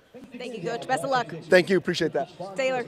Hannah, thanks as always. Our thanks to the head coach, Tony Triciani. First time you and I have been together that I've heard him talk about getting better in the course of the 30 minutes. I think that's a key element with this group. Yeah, and then just talking about what they've done so far, 2-hour delay, coming in, foot on the gas, staying on the gas the entire half. That's probably one of the cleanest halves of football we have seen from the Phoenix in a while. But they're going to have to continue to do that. He wants to see consistency, and this is the opportunity for them to show it. Phoenix defense forces 6 3-and-outs. They scored touchdowns on 4 of their final 5 drives. It's why they lead 41-0. Halftime report starts next with a feature of the former Big Red lacrosse standout. This is Elon Football on My 48. Be a part of the vibrant culture of Elon University, where personal connections propel your journey. At Elon, potential is mentored into purpose, engagement, and influential leadership. Education transcends the classroom, driven by immersive experiences and hands-on opportunities. Dive in from day one to explore your passions and graduate as a leader ready to make a difference. Are you ready to begin your journey? Discover the possibilities at elon.edu. Some things in life are hard. Buying a car shouldn't be one of those things. And that's why more and more people are choosing modern Toyota in Winston-Salem. Modern makes it easy, with over 900 new Toyotas to choose from. And you'll always get our lowest possible price. The friendly staff at Modern will help you choose the right Toyota for your needs. And our simplified paperwork makes it easy. We'll even deliver your new Toyota straight to your door. Get started today at moderntoyota.com. Experience the Modern difference. We all have our own way of waking up. And if it works for you, keep doing it.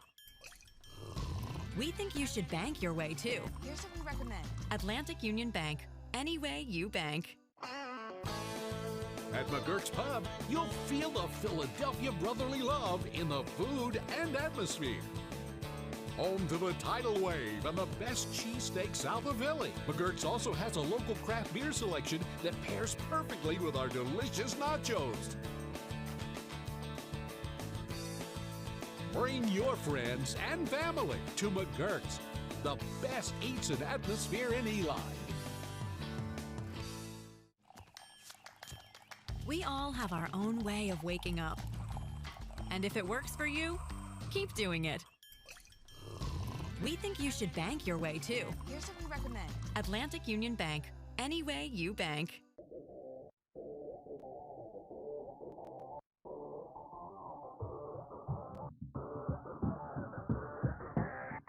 I first started playing lacrosse, I was in 4th grade. I'm from Long Island, New York, so it's pretty big. And a friend of my mom, his son played in college and had extra stuff, and just gave me a bunch of lacrosse stuff to kind of fool around with. And then a lot of my friends were playing before me, and the moment that I remember in lacrosse, I kind of knew I was going to be doing this for a while, was my first high school game. And I would always tell my coach, like my high school coach, I don't want to play lacrosse in college, I want to play football.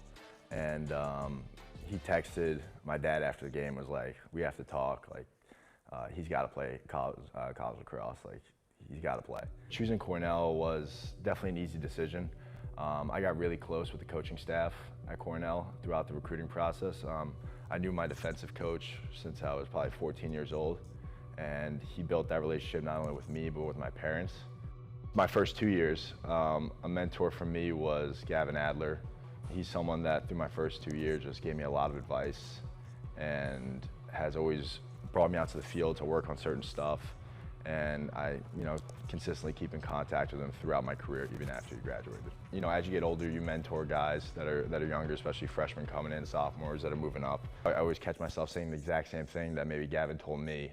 Doing the things you don't want to do to be successful, especially in training. Like sometimes you don't always want to wake up early and give everything you have at lift or a practice, but to be a good player and a good team, you have to do that consistently.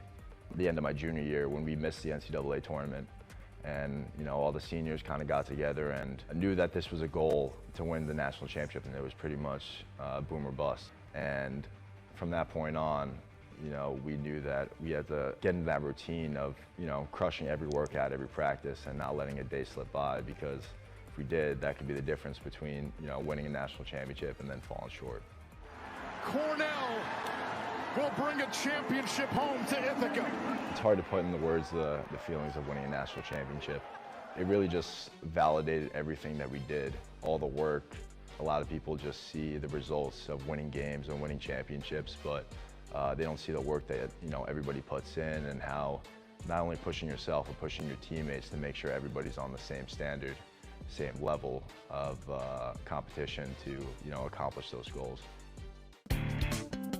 I played football since I was in second grade. It was like the first sport that I really loved and played. So I decided to pursue this. It was after my junior season, so that summer.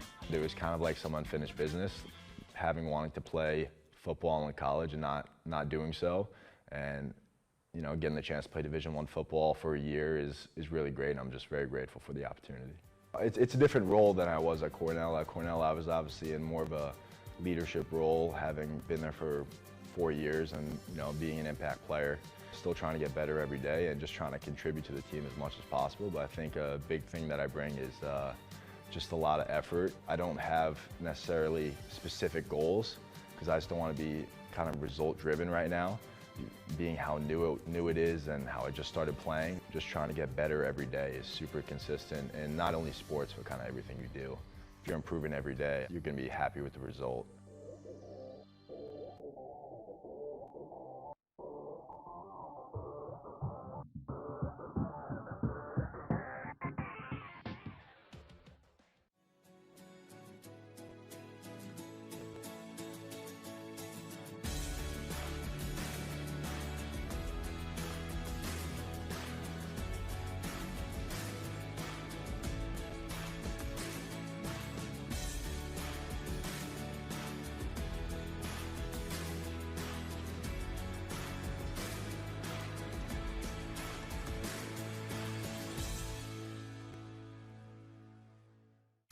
Alamance Community College invites you to step through our doors into a world of opportunity. It's the perfect place to find your key to success. Earn a 2-year degree at ACC through hands-on training in more than 40 careers.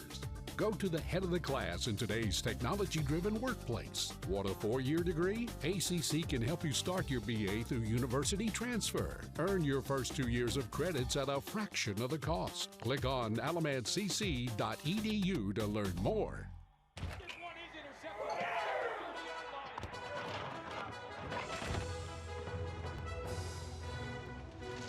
Decorative towel. There was a mess. I wiped up a mess. Yeah, you... Where is the box? Never mind, I found it.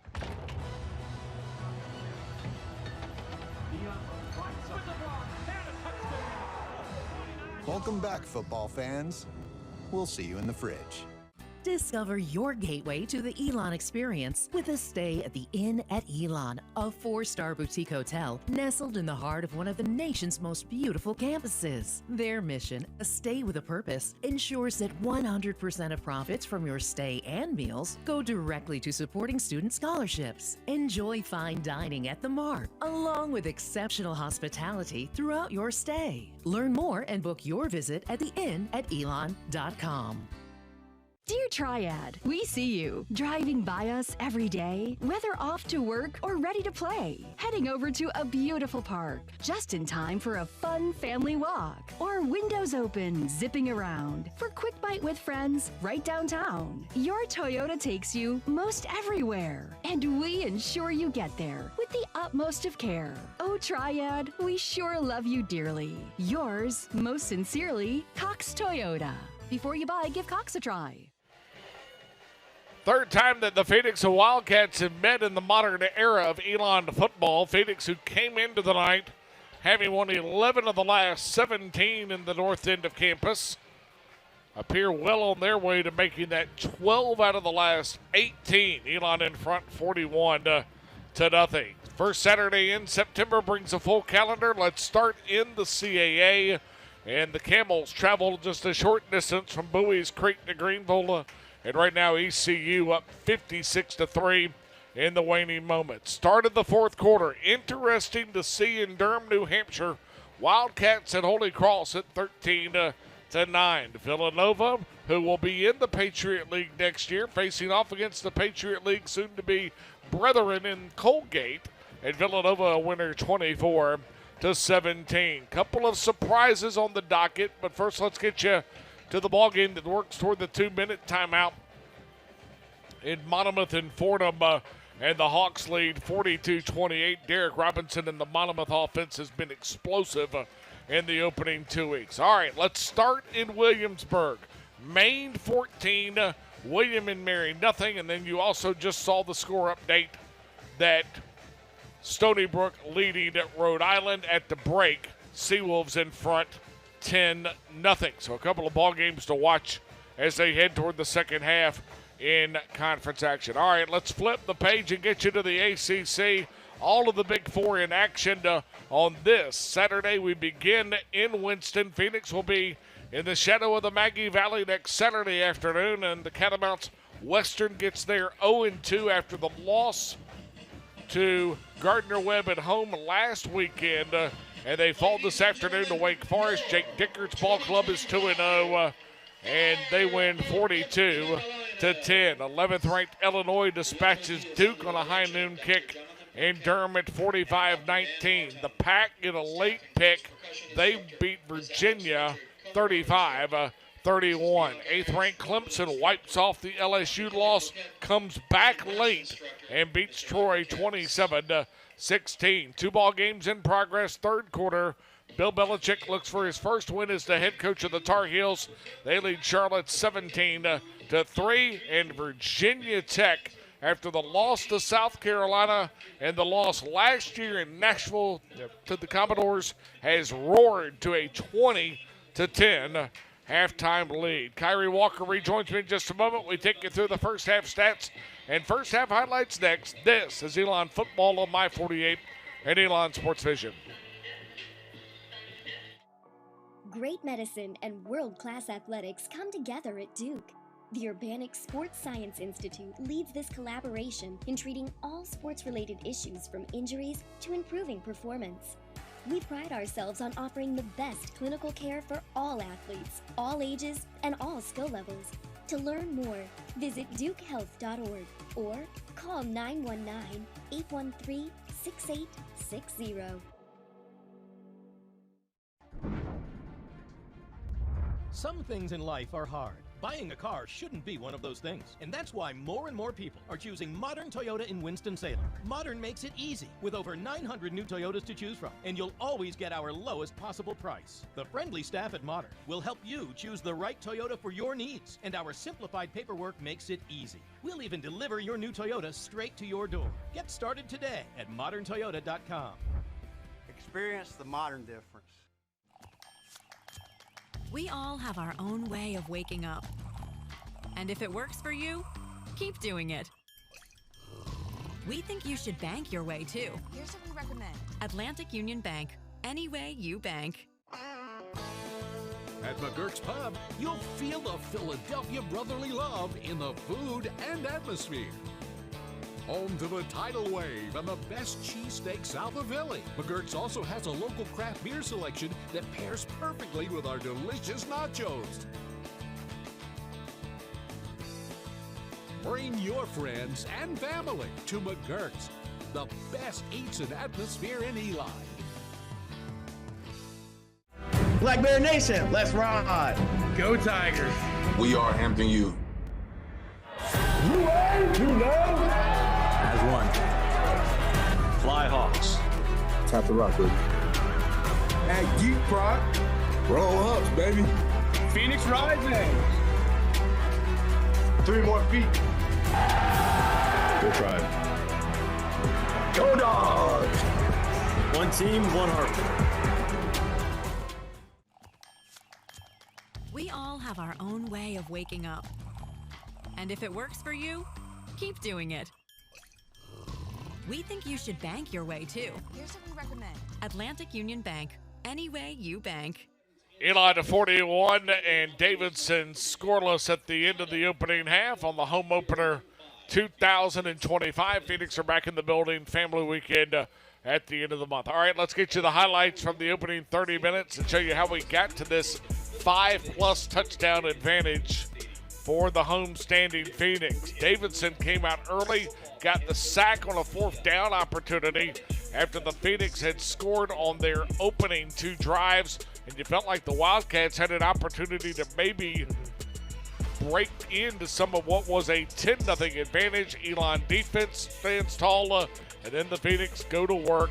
Landon Bakey with over 100 yards through the air in terms of receiving. Landon Clark's also the story. Clark in the opening half, 284 in total offense and 4 touchdowns. Yeah, very impressed with the offensive production. That was one thing, really capitalizing off the positive momentum from last week versus Duke, and you see that here. A little surprised. I wasn't expecting Landon Clark to have 24 passes in the first half, but just showcasing the arm talent, but then also just looking at Landon Bakey showcasing his ability as well. Him and Furman getting into a rhythm, but you also have Zymeer Winston with 4 catches as well. Really good, balanced offense to start for the Phoenix. Phoenix hold Davidson to just 42 yards, 1 for 8 and 3rd down on 26 total snaps in the opening half. As we take you through the first half numbers, you get a look at one of the finishing moments for the Phoenix on the defensive end as Asher Cunningham tracks down Cleveland on the food line, sack to get back. And as the Phoenix take the field after the halftime break, we mentioned earlier the stat number 42 in terms of the total yardage for the Wildcats, 359 for the Phoenix. It's been balanced. And the thing that jumps out for me is the number at the time of possession. Absolutely. Phoenix have forced Davidson to almost work at a slog, 26 snaps in over 12 minutes of work. Yeah, and just looking at the Davidson's offense and how they want to move, but then also Elon just getting so many additional possessions and have just done a great job of, once again, kind of having that balance. I think we'll probably see a little bit more run game here in the second half, a little bit more TJ Thomas, maybe a little bit more Williams, but then also you'll see some Dan Frederick and some other individuals as well. So the Phoenix have a lot that still want to work on to kind of create a little bit more balance, a lot more experience, get some guys some reps here just to continue to get themselves in a flow for the remainder of this slate. We'll get you set for the final 30 minutes. Phoenix appear well on their way to a 3rd home opening win in their last 4 outings. And we'll do so next. This is Elon Football from Elon Sports Vision. Discover your gateway to the Elon experience with a stay at the Inn at Elon, a 4-star boutique hotel nestled in the heart of one of the nation's most beautiful campuses. Their mission, a stay with a purpose, ensures that 100% of profits from your stay and meals go directly to supporting student scholarships. Enjoy fine dining at the Mark, along with exceptional hospitality throughout your stay. Learn more and book your visit at theinnatelon.com. Great medicine and world-class athletics come together at Duke. The Urbanic Sports Science Institute leads this collaboration in treating all sports-related issues from injuries to improving performance. We pride ourselves on offering the best clinical care for all athletes, all ages, and all skill levels. To learn more, visit dukehealth.org or call 919-813-6860. Phoenix in front, 41-0 with Kyrie Walker and Hannah Brady. I'm Taylor Durham. Quick reminder, we will be back with you on My 48 and Elon Sports Vision, September 27th, Family Weekend 2025. And Hampton in town, the CAA opener. We told you earlier, ElonTickets.com can get you right. You can also visit elon.edu to get to the official Family Weekend schedule and Family Weekend website. Katie Ledecky in the speaker series for Family Weekend. So a lot going on, but of course Saturday afternoon and the opening of conference play for the Phoenix after they will make sojourns into the shadow of the Maggie Valley next Saturday and into the hills of East Tennessee for the final non-conference test of the year in Johnson City. And the ETSU Bucks of first-year head coach Will Healy, the former head coach of the Charlotte 49ers. All right, Phoenix will kick off here, but 41-0. You and I have used this term a few times, foundational development. Yes, sir. Elon's had halves like this. A lot of them have come during those November win streaks, so there hasn't really been a moment to try to get guys this time. I'll tell you what, early September, to have a 30 minutes like this can pay dividends across the yard. I mean, and then, you know, if you look at the schedule the Phoenix have had the last couple of years, they have played it's almost brutal. I mean, if you look at Central last year, West Carolina, ETSU, after playing Duke, they've played some really, really, really tough competition. But games like this are really important just to kind of not only build confidence, but get guys game action. So as they continue to go forward, they want to continue to have the expectation, finish strong. But it's going to be important to get some new faces out there. Sharon will simply return the kick back to the 22-yard line and a penalty flag flying. And let's wait and see what the call is. Anthony Florio, our referee this evening, will sort things out. It was a rather clean opening half. 4 flags between two teams for 35 yards. Well, Phoenix are backing up, so I think they know the direction this is going in. Let's wait and see if this is a 15-yard, and the way they're backing up, it does seem like it'll be the full 15. Unsportsmanlike conduct.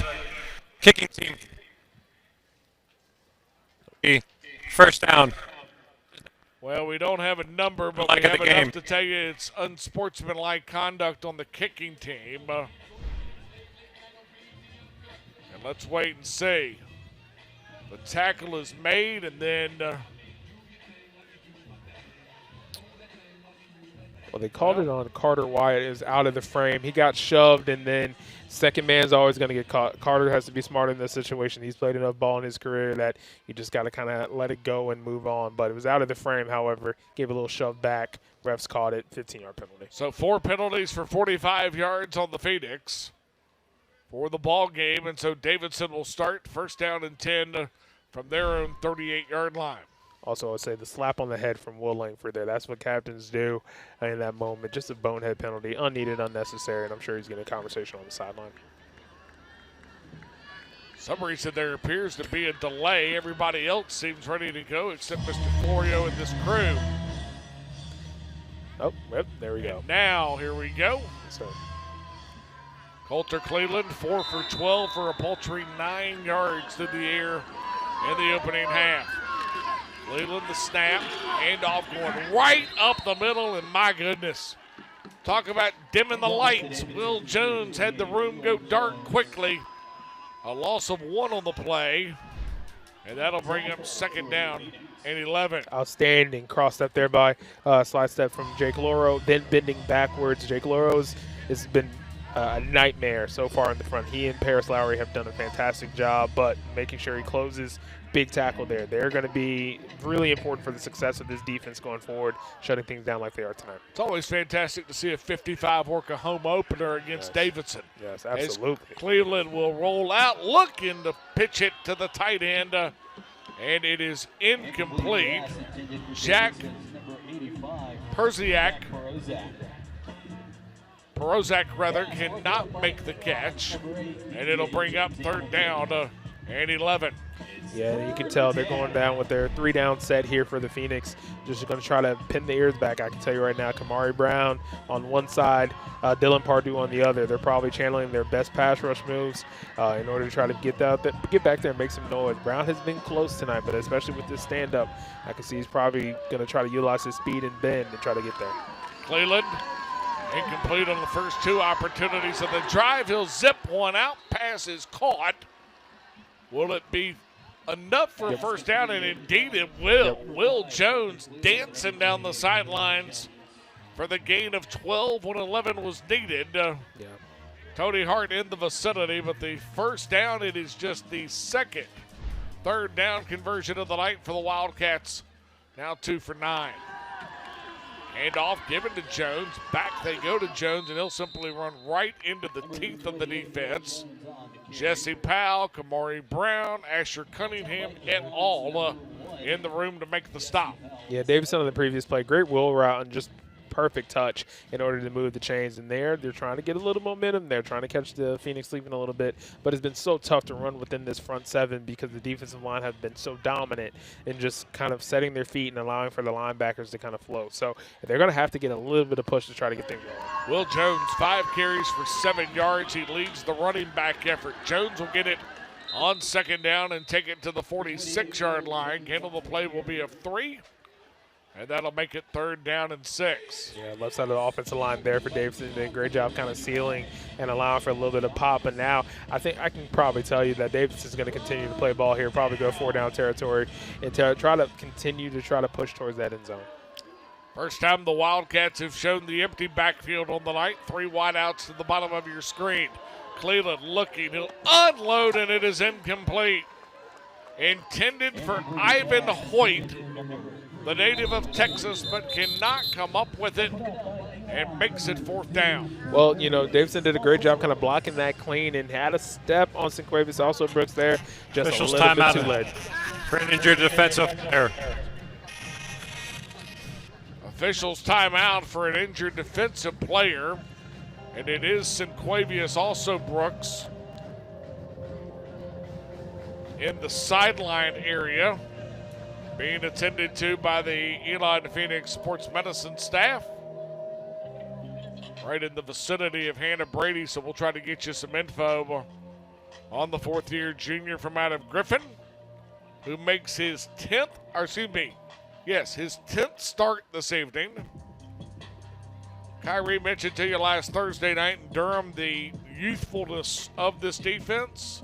Out of the 11 guys, he is one of 4 with double-figure starts in his time. The guy you mentioned earlier, Wall, New Jersey, number 55, the team leader at 17, which is hard to believe. Hard to believe. I mean, especially this is our 4th year doing this together, so watching those young men grow has been something. Sinquavius also Brooks has had to earn his stripes, right? He's been thrown in the fire due to injuries, especially early in his career. So, you know, getting the opportunity to kind of lead this defensive group, especially with Coach Dominique Battle kind of taking over the reins fully of this position, is something that's important. He's a big part of this defense and what they want to do and dominate on the outside, kind of opposite of Ish Atkins. So hopefully it's nothing too serious here. You know, obviously going to take some precaution and make sure, you know, he's in the best hands possible. But tough to see him down. He's a big part of what they do, and I think it's going to be important to get him back for sure. Phoenix have done a great job this year of sort of pairing guys up on either side of the field. You mentioned Ish Atkins. You think about the success Dylan Pardue's had during the early season, and Kamari Brown being the effort on the other side of the football. Phoenix want to have those fast twitch, those spark guys at different spots, as Sinquavius continuing to be attended to on the medical side. Yeah, I think especially with the Phoenix, one thing with a lot of the youth that they have as they bring the cart to Sinquavius is that, the young guys are going to have to step up and play a big role. And I think that's one thing Coach Trisciani and the staff, they're recognizing, and they knew kind of coming into the season, especially with some older guys heading out, new guys coming in. It has to be that next man up philosophy where regardless of when your number's called, you have to go out and play to the standard of Elon football. So as they continue to do that, that is going to be opportunities for new guys to make a name for themselves and step into the positions that are going to be needed and necessary for this team to be successful. Phoenix Sports Medicine continuing to attend to Sinquavius. It'll give us an opportunity to remind you Elon has tallied 2 sacks on the night so far. That moves the number to 4 on the year. Every sack is a sack to give back. Food Lion Feeds has donated over 3.8 million meals to local food banks and college pantries through the Food Lion Feeds Sack to Give Back program. For every sack the Phoenix make this season, Food Lion Feeds donates 1,000 meals to feed our neighbors in need right here in Alamance County. Also, Brooks has been helped into the cart. His defensive teammates will simply find their way over to exchange a quick handshake and check on their teammate. We'll send you down to the Elon sideline in just a moment for Hannah Brady and our injury report presented to you by Duke Health. Let's get through this 4th down opportunity. As my broadcast partner mentioned, he thought that Saj the car in his first season would roll the dice. Yep. And indeed, that's exactly what the Wildcats are going to do. First 4th down opportunity of the night. The snap. Cleveland zips one out. Pass is caught. And there's enough room as Rena makes the grab to move the sticks. Down to the Elon sideline we go. Hannah Brady with an update on Also Brooks. Hannah? Yeah, Taylor, defensive back Sinquavius Also Brooks came down on his left ankle after trying to attempt to catch that pass. He was in a lot of visible pain. The medical staff came over to treat him. They were taping his ankle. They pumped an air cast on him, and he was carted off the field, so I'll continue to monitor his progress. But a huge loss for the Phoenix guys. Hannah, thanks so much. First down and 10 for the Wildcats. Cleveland on a play action. Zips one going back to Reyna. Ball is knocked away. And the guy in coverage is Bryson Scott. Yep. Lawrence, South Carolina sophomore. Penalty flag on the play. Let's hold the phone here. Number 9. Yeah, Bryson Scott way too physical, kind of within the chest, but this is his opportunity to get some moments, especially with Also Brooks down. He's going to have to step up to the plate and, just kind of trusting his technique and making sure he's just doing the best version of himself. Obviously stepping in, he's going to have to – they're going to probably pick on him in a little bit to try to get some points on the board. So he's going to have to clean it up, make sure he turns his face around, try to make a play on the ball. You and I mentioned, though, last Thursday night, the reason they're going to pick on that side is nobody wants to go venture to the 6'3" side. Absolutely not. When you have a man who has like a 92-inch wing, I'm being very dramatic here, very, very large wingspan, you don't want to pick on him, but you want to kind of test some of the young bucks, and then blown coverage there by the Phoenix. Yep, pocket holds, and Cleveland will zip one to the end zone. Pass is caught. Ivan Hoyt with the grab and the touchdown catch. And Davidson is on the board for the first time on the evening. They take the opening drive of the half. 9 plays, 62 yards. 2 different personal foul penalties. Yep. And a defensive pass interference penalty. And Zumakis on to attempt the point after. Snap, spot, kick is away. And it is good. T, I'll tell you, I think that's a rough drive to kind of start in the second half for a multitude of reasons. On the kickoff, penalty. Not only a penalty, you have blown coverages. Yep. Not only blown coverages, you lose your starting cornerback. Not only that, you get a 15-yard personal foul where it's just not necessarily, a 15-yard pass interference where you're not trusting your technique. And then after that, you just have a blown coverage that leads to a touchdown, especially with all the great things that have happened in the first half. Those are the types of moments that we even saw last week with Duke that Elon has to clean up, where they have to play 4 quarters of football. And, Davidson, that's a big 7. It's still a 34-point game, but it's bigger than that. They have have to continue to play disciplined football, regardless who's in, who's out, trust their technique, and try to keep things clean. Those are the types of things Coach Trisciani does not want to see going forward. So it's going to be important for defensive coordinator Vance to kind of settle everyone down, get back to the basics and to what they played in the entire first half of this game. Brayson Palmer on to boot it away for the Wildcats. 9 plays, 62 yards, 305 on the scoring drive, by the way. For Cleveland, it is his second touchdown pass of the young year. Palmer will boot it away.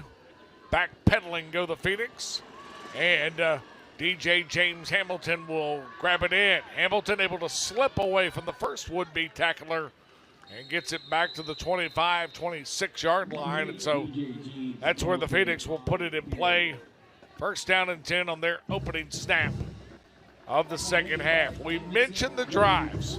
Phoenix in the opening half have it for 9 series.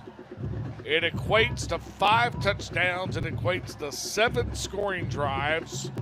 And the thing that jumps out, the last 5 drives, only one of them is more than 5 plays, and they produce 31 of the 41 points. Yes, sir. We have a QB chance here. Marco Linez stepping into the QB position for Landon Clark as soon as night is done. Yep, Clark's night has drawn to a close, and Linez, the transfer from out of Iowa, will hand it off going up the middle. And on the run is T.J. Thomas. Thomas will find his way for a gain of 1 on the play and make it second down to 9. Yeah, I think one of the biggest things, obviously, with the changing quarterback, Landon Clark, an outstanding night by every metric. This is a great opportunity for Marco Linez, just kind of making sure everyone stays ready for when your number is called. Linez set on second down and 9. He'll zip one out. Pass is caught. Making the grab is Will Langford.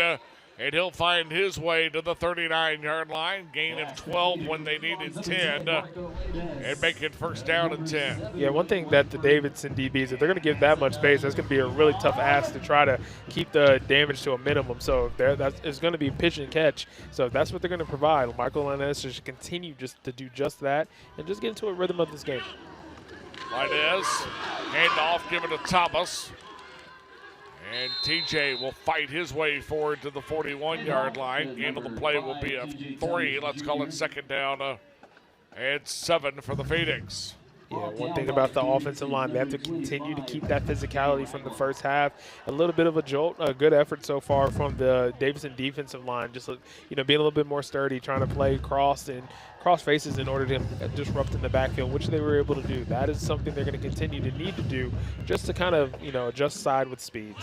Goodness. Snap.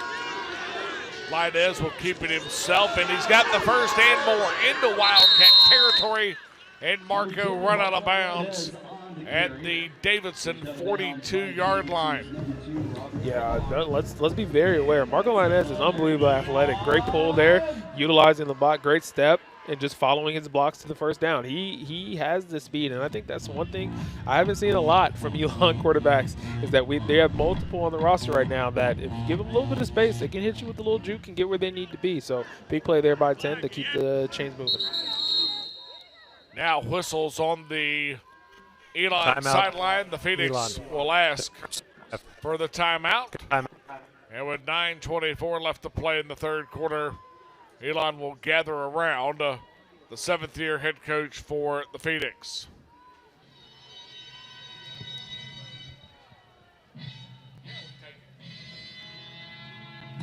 Alamance Community College invites you to step through our doors into a world of opportunity. It's the perfect place to find your key to success. Earn a 2-year degree at ACC through hands-on training in more than 40 careers. Go to the head of the class in today's technology-driven workplace. Want a 4-year degree? ACC can help you start your BA through university transfer. Earn your first 2 years of credits at a fraction of the cost. Click on Alamancecc.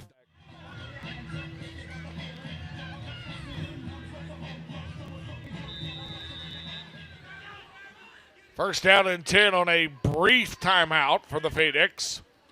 As Linez looking. Now Marco will tuck it and go, trying to get to the corner at the bottom of your screen, and then he'll be simply stood up at the 40-yard line. Gain on the play will be of 2. Dominic Njaku makes the tackle, and that'll make it 2nd down and 8. I think one of the biggest things I'd like to see on this drive from the Elon offensive line is just maintaining that physicality, because Marco Linez, he has the dynamicness as in he can take off running, but allowing him enough time, especially throw game, to potentially find his receivers if they decide to get past. Snap, Linez, play action. Marco looking, got a guy out there and has it deflected away. Rodney Unash there to make the slap. Sophomore from out of Kings Mountain High School in Kings Mountain, North Carolina. Shout out to Logan Harden, Elon legend there, that from Kings Mountain, only person I know from Kings Mountain. But that's athleticism, right? Great job trying to make a play for his defense, but Linez getting him out of the pocket, I think, is a pretty good idea as well. It gave him a little bit more time, obviously a little bit more air under that could have been beneficial. But 3rd and long here for the Elon offense. It could be an opportunity to get the ball back to the Davidson offense without a conversion. Every now and then we just simply work our way back to the 09 and 10 That's teams. it. You saw that? You saw how I did that? You said King Mountain, sir. That's exactly right. Linez will throw it underneath the coverage, and it is incomplete. Intended for T.J. Thomas, and it'll bring up 4th down. First time the Phoenix have really sputtered when they've gotten it into Wildcat territory on the night. Elon now just 2 of 8 in 3rd down opportunities. Yeah, missed opportunity there. T.J. Thomas open in the flat. That's what you want to let him just get the ball and go. So you want to put a little bit more air, put it right in his chest and his numbers, and allow him to turn and utilize his speed, athleticism that's necessary. But Davidson with the win in that situation, right? They're getting the ball back and putting the Elon defense back on the field. Jeff Yerk to pooch punt, and he will simply send one into the sky. Fair catch is called for. He will make it inside the 10, and it will send us to the media timeout. 8:23 left to play in the 3rd quarter. Timeout on the field. Let's take it with them. Phoenix continue to lead 41-7, trying to go to 1-1 on the year and win a home opener for the 3rd time in the last 4. This is Elon Football from Elon Sports Vision.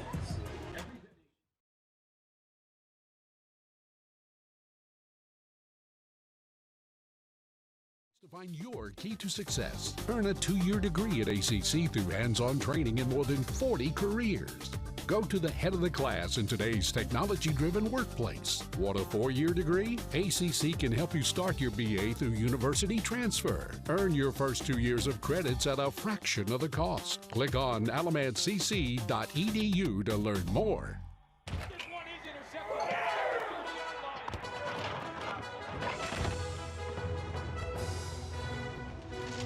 Decorative towel. There was a mess. I wiped up a mess. Yeah, you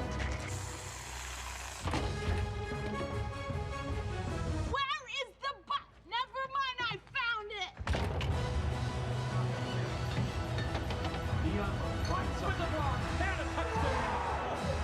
Welcome back, football fans. We'll see you in the fridge. Discover your gateway to the Elon experience with a stay at the Inn at Elon, a 4-star boutique hotel nestled in the heart of one of the nation's most beautiful campuses. Their mission, a stay with a purpose, ensures that 100% of profits from your stay and meals go directly to supporting student scholarships. Enjoy fine dining at the Mark, along with exceptional hospitality throughout your stay. Learn more and book your visit at theinnatelon.com. Second drive of the second half for the Wildcats. First drive led to the first touchdown of the evening. 9 plays, 62 yards, and so Coulter Cleveland and the Pioneer League representative.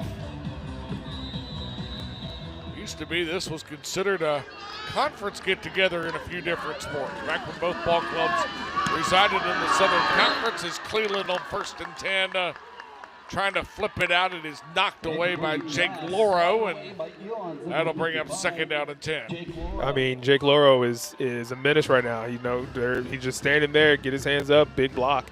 I mean, 2 TFLs at PBU. That young man's playing with a little bit more energy, and they're solo blocking him, which may not be the best idea, and he's winning those matchups as he should. It made a pretty solid night for him. Cleveland once again goes to work off of an empty backfield. He'll keep it himself across the 10-yard line. takes it to the 11, a gain of 5 on the play. Saj, the car in this Davidson Wildcat offense we mentioned earlier in our visit midweek with the head coach. They bring in the run game coordinator from Richmond to be the offensive coordinator with regards to Keegan Kennedy. But it's an offense that is completely different than what the Wildcats ran the last few years and had such great success with. It is really tough because you try to implement that new offense. You don't necessarily have the players for that offense. So you're trying to force something where it doesn't fit, but they're trying to figure it out. Cleveland whipping one out and the ball knocked away. Jesse Powell Jr. gets the hand on it. Almost comes away with the pick, but he'll force the 3 and out. And all of a sudden, the Wildcats forced to punt it away. I mean, athletic play there. Great job kind of selling out there by Jesse Powell, especially understanding the defensive situation and from a corner. You know, we have some fresh bodies in there, some new bodies. So, you know, someone that's played a lot of ball for the Phoenix, kind of just giving it all in this situation. Great PBU getting the ball back to the Phoenix. DJ James Hamilton back deep. Benoit will boot it away, It is Bryson Scott and not James Hamilton. And Scott will simply let it bounce out of bounds inside Wildcat territory at the 47-yard line. And Kyrie, we mentioned it earlier that we would more than likely see some changeover. You've already started to see a little bit of it. Bryson Scott instead of DJ James Hamilton. And Marco Linez instead of Landon Clark. Now it is Williams in the backfield. Phoenix wideouts also starting to cycle through just a little bit. Will Langford, Zymir Winston at the bottom of your screen. As Linez will go to work, the third-year sophomore from out of Belmead, New Jersey. Handoff given to Williams. And Jamel Williams will find his way inside the 40, but hold the phone. Penalty flag, and this one may be coming back, and if it is, Leighton Lee, the fourth, may be the guilty party. I think it may be on Zymir Winston, just didn't let go, and I think head coach Tony Trinisciani gave him a few words of encouragement there on the missed opportunity on a pretty good run there by Williams. Well, let's wait and see. Nobody's moved yet. This is the... No. Yeah, I think they may have said it was not a hold or they did not call, but, you know, that's just a really good block, and I will give credit there to Winston. He did let him go in that situation, so they held it up and said it was clean, so first down Phoenix. Phoenix with over 400 yards in total offense. This is Williams once again. Jamel will drive Davidson tacklers inside the 30 down to the 28-yard line. Gain of 10 on the play. Be awfully close to another first down, maybe just a yard shy to make it 2nd and 1. Jamel Williams is one of those running backs when you're down 41-7 and the game hasn't necessarily went your way. That is not the running back you want to see, because that is a grown man who's running at you full steam ahead, legs churning. So even if you're tired, if you don't get low on him, he's just going to break through your tackle. He's going to make matters worse. Handoff once again given to Williams. Jamel will turn the corner. He's got the first and more, trying to break away from Trey Johnson, the Mike linebacker, and simply put, Exhibit A, Dr. Walker. Exhibit A. I mean, Davidson defense has been out there for a while, and then you had to deal with T.J. Thomas and, you know, the shiftiness there. And now you just have a power back that loves the contact, loves that you're going to bring the physicality to him. So if you come in and it's not 100% and you're not bringing your body, you're not bringing your hips, he's going to break through it, and then you're going to end up on the highlight.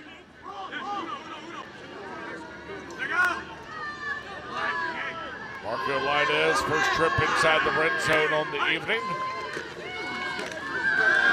Linez will keep it himself. Play action, zips one out to the end zone, and it is incomplete. Zymir Winston, the would-be receiver.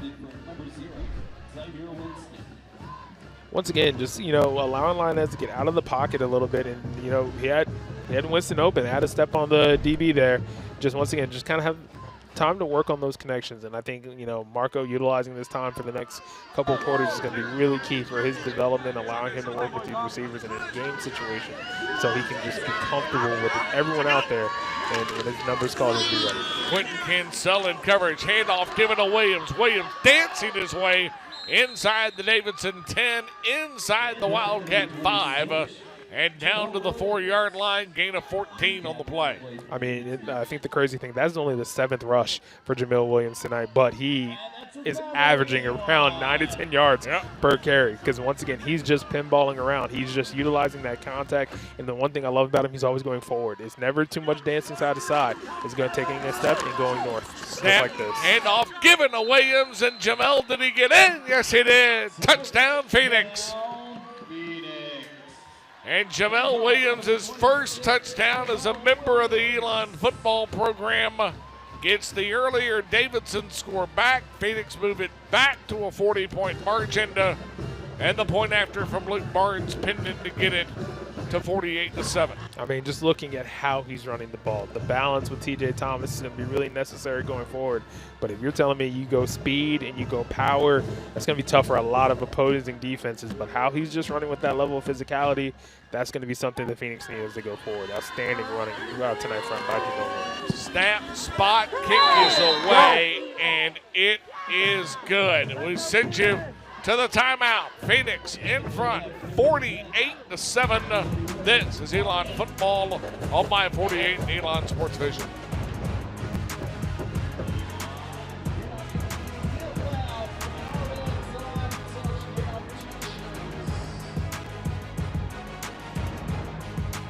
Dear Triad, we see you driving by us every day, whether off to work or ready to play, heading over to a beautiful park, just in time for a fun family walk, or windows open, zipping around for quick bite with friends right downtown. Your Toyota takes you most everywhere, and we ensure you get there with the utmost of care. Oh, Triad, we sure love you dearly. Yours, most sincerely, Cox Toyota. Before you buy, give Cox a try. We all have our own way of waking up. And if it works for you, keep doing it. We think you should bank your way too. Here's what we recommend. Atlantic Union Bank. Any way you bank. Great medicine and world-class athletics come together at Duke. The Urbanic Sports Science Institute leads this collaboration in treating all sports-related issues from injuries to improving performance. We pride ourselves on offering the best clinical care for all athletes, all ages, and all skill levels. To learn more, visit dukehealth.org or call 919-813-6860. We all have our own way of waking up. And if it works for you, keep doing it. We think you should bank your way too. Here's what we recommend. Atlantic Union Bank. Any way you bank.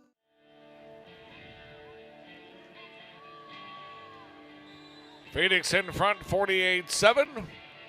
Crowd is enjoying late night football at the north end of campus. This is the lone evening start time. Lone start time later than 2 p.m. on the entire home schedule. Mother Nature pushed it into a little bit of late night Phoenix football at the north end of campus, and certainly the Phoenix have taken care of the matter at hand. A 1 hour and 53-minute weather delay and a never-ending delay as Dr. Walker and I sat in our broadcast booth right just when you got to the 30-minute time limit on the Lightning. Yes, sir. Here would come another flash across Boom. the sky. Yep, and I was jinxing Hannah Brady and myself. Every time I was like, oh, it's going to look okay. Absolutely not. Mistake. But the twos are in right now for the Elon defense. Great opportunity for these guys to get some PT and make some plays. Yep, and Cleveland simply trying to shoot one into the flat.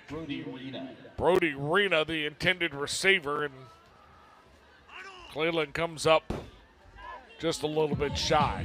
We mentioned earlier, only played a handful of snaps last year in the opener against Georgetown before suffering the injury. He was the fourth best guy in the FCS in 2023 in terms of the efficiency passing the football. That was in the slot option, system option, whatever you want to refer to it, option, offense. It's a little bit different, and Cleveland trying to zip one out and will. Pass is caught, And making the catch for the Wildcats is Brody Berg, one of the backup running backs. Coach the Carr starts now to work through his roster card just a little bit, knowing that Tennessee Tech next Saturday in Cookeville for a 1 o'clock start awaits the Wildcats. Cookeville, all right. Well, I appreciate the physicality there, just running, finding some contact, and it's first down, sending the plays here. But the Phoenix defense, regardless of the names or the numbers changing, these guys, this is an opportunity for them to earn themselves some snaps. They got to make some plays.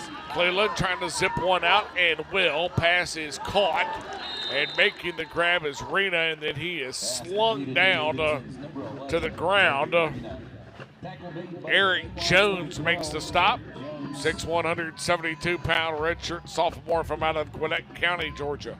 Yeah, I'll tell you this, if you really look at it, the ones for Davidson still in, they want to try to create some momentum for the remainder of their season. So even though it's against the 2 unit of Elon, they're going to continue to play ball, and they're going to try to, maximize this as much as they can. However, the expectation, as we talked about earlier, for the 2 defense for Elon, it does not change. So there has to be some pass rush. The linebackers have to fill. No busts, no MAs. They got to clean it up. Wildcats just their 7th first down on the night. Cleveland back to pass, and is simply taken down. Ethan Grace, the 3rd Food Lion Feed sack to get back of the night. Ethan Grace coming back from last year's injury. Good to see him healthy. Good to see him out there. Ethan Grace, when he gets rolling, he can pass rush with the best of them. Outstanding bend there, and great job closing on the quarterback. That's big for the confidence in 1-3. He is an older veteran member of this group. He is going to be needed going forward, just providing a little bit more depth for Pardue and Kamari Brown. Don't look now, but all 5 sacks have come from 5 different guys. Nobody's had a multiple sack day. That's got to be really pleasing. I mean, you got to give a lot of credit to Coach. Just really riding these guys, getting their best work and just utilizing their best move to get back there. Pass is caught. Rena makes the grab at the Wildcat 49-yard line. Gain on the play will be of 9. It'll make it, let's call it 3rd down and 6. Yeah, I think Chris West has kind of defensive line coach Chris West has come in, and he has just lit the fire, and we're seeing some outstanding work there all through the front. Obviously some new names, some returning guys, some young guys as well. So, watching those guys like Ryan Sibley come in, Niceer, who was a transfer from Hampton, those young men, they're going to be a big part of this defense, and they're going to need to be able to rotate bodies to make plays. 3rd down and 6. The pass, Cleveland looking and simply had the receiver not even in the zip code that time, not even looking in his direction. It is Ivan Holt who caught the earlier touchdown pass, but it'll bring up 4th down and 6 at the Wildcat 49. And once again, it's about 4th and 6, so just really, just looking at what the Davidson offense is doing, they're keeping them on the field. They're going to continue to try to get as much work as possible. Interesting, especially in a game like this, but I get it. I understand it. Long season ahead. You got to get some plays. You got to get the film against a quality defense and try to get to a point where they're feeling better about themselves. Snap, Cleveland. Here comes pressure once again. Forced out of the pocket. Phoenix giving chase, and down he goes. Thought about trying to reholster it a couple of times and could not. And making the sack, Jared Kirksey, one of those new faces for the Phoenix defense that comes over after time at South Carolina State. Yeah, very, very persistent pass rush there. Some jukes that were pretty impressive, but Kirksey getting there to transfer from South Carolina State. One of the older guys of the group, but new to Elon, making a play when his number was called. So the Phoenix with outstanding field position here. First down, 2 all up. Looks like the starting offensive line is still in, so some opportunities for plays to be made. Yep. 1st down and 10 following the 4th down. Conversion failing. Handoff given to Dan Frederick by Linez. Frederick will turn the corner. 35-30, 25-20, and run out of bounds down to the 21-yard line. A gain on the play of 20.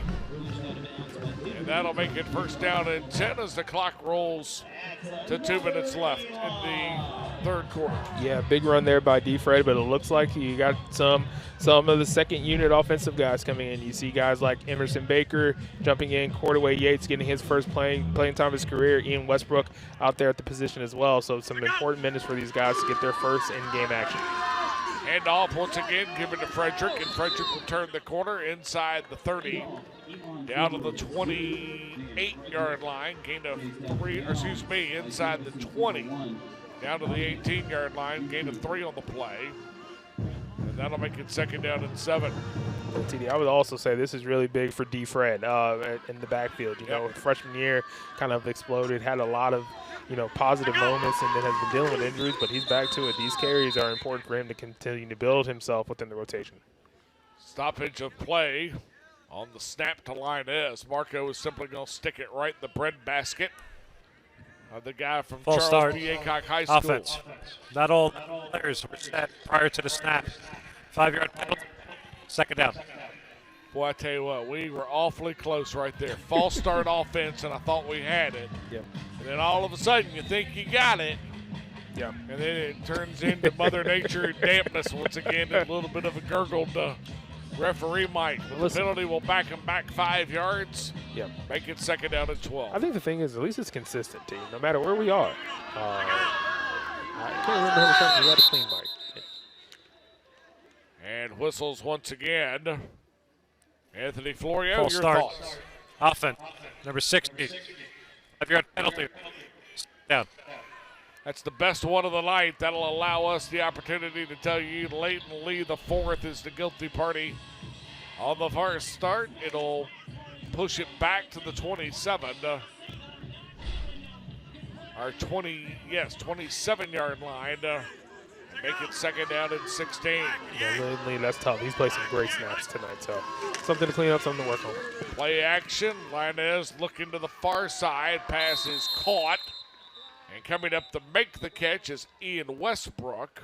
Another flag. But another flag in the backfield, and great work by our Elon Sports Vision camera crew. You saw the disappointment in Marco Linez's face immediately as he knew the catch by Westbrook would be wiped off the board.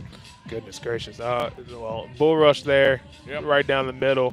And there's a few holes. I'm assuming that's going to be on D. Fred, especially with the outside pass and how he held it there. So tough to see there, tough situation, but got to get back on the ball, and it's 2nd and a mile. So very interested in what the play calls could potentially be.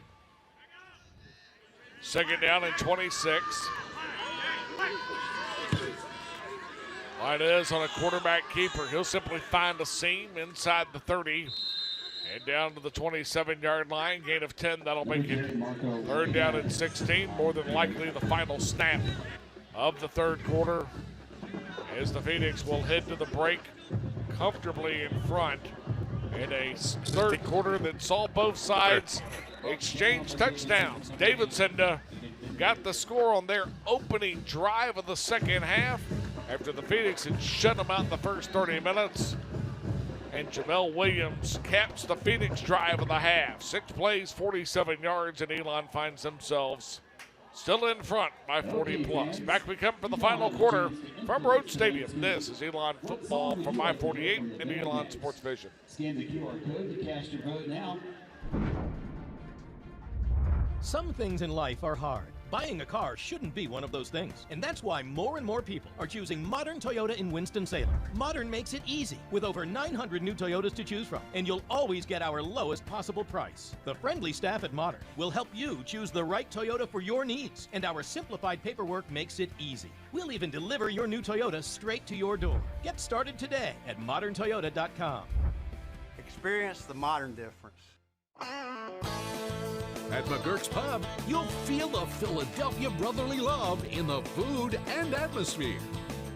Home to the tidal wave and the best cheesesteak south of Philly, McGurk's also has a local craft beer selection that pairs perfectly with our delicious nachos. Bring your friends and family to McGurk's, the best eats and atmosphere in Elon.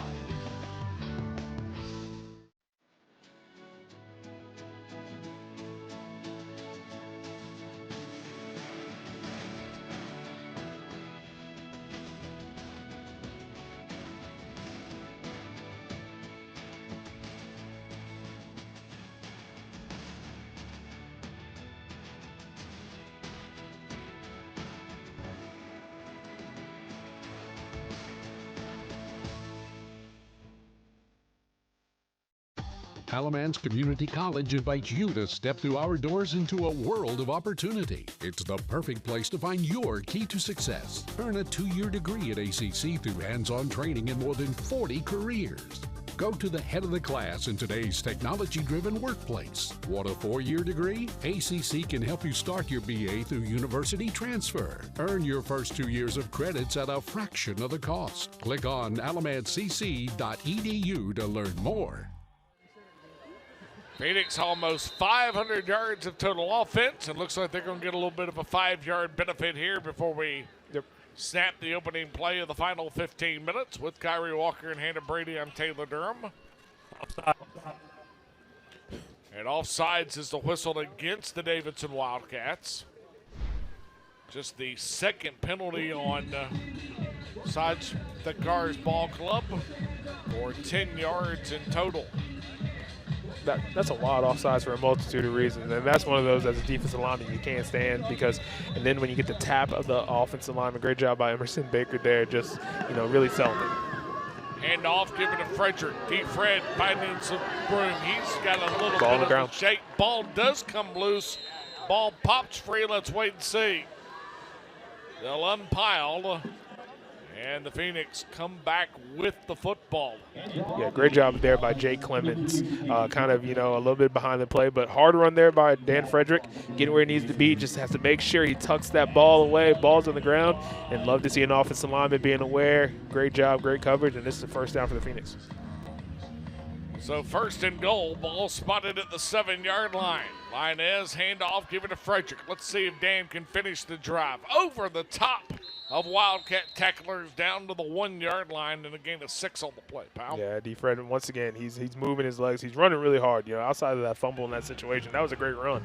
So right now, that moves him to around 6 rushes here, close to 50 yards. So he's making some things happen, but the offensive line is starting to win those battles too, getting up front, working to the second level, creating those openings for Dan. Almost 7 yards a carry from the Phoenix backs, 36 totes, 230 yards on the line. Linez, snap, handoff, give it to Frederick. Is he over the goal line? Not quite. Phoenix offensive lineman signaling that he's in. But no siree. Tackle made on the stop is Jamal Gilmore, the freshman from out of Charlotte by Palisades High School. Excuse me, they're going to say that he did get in. And a better call as Gilmore tried to secure him.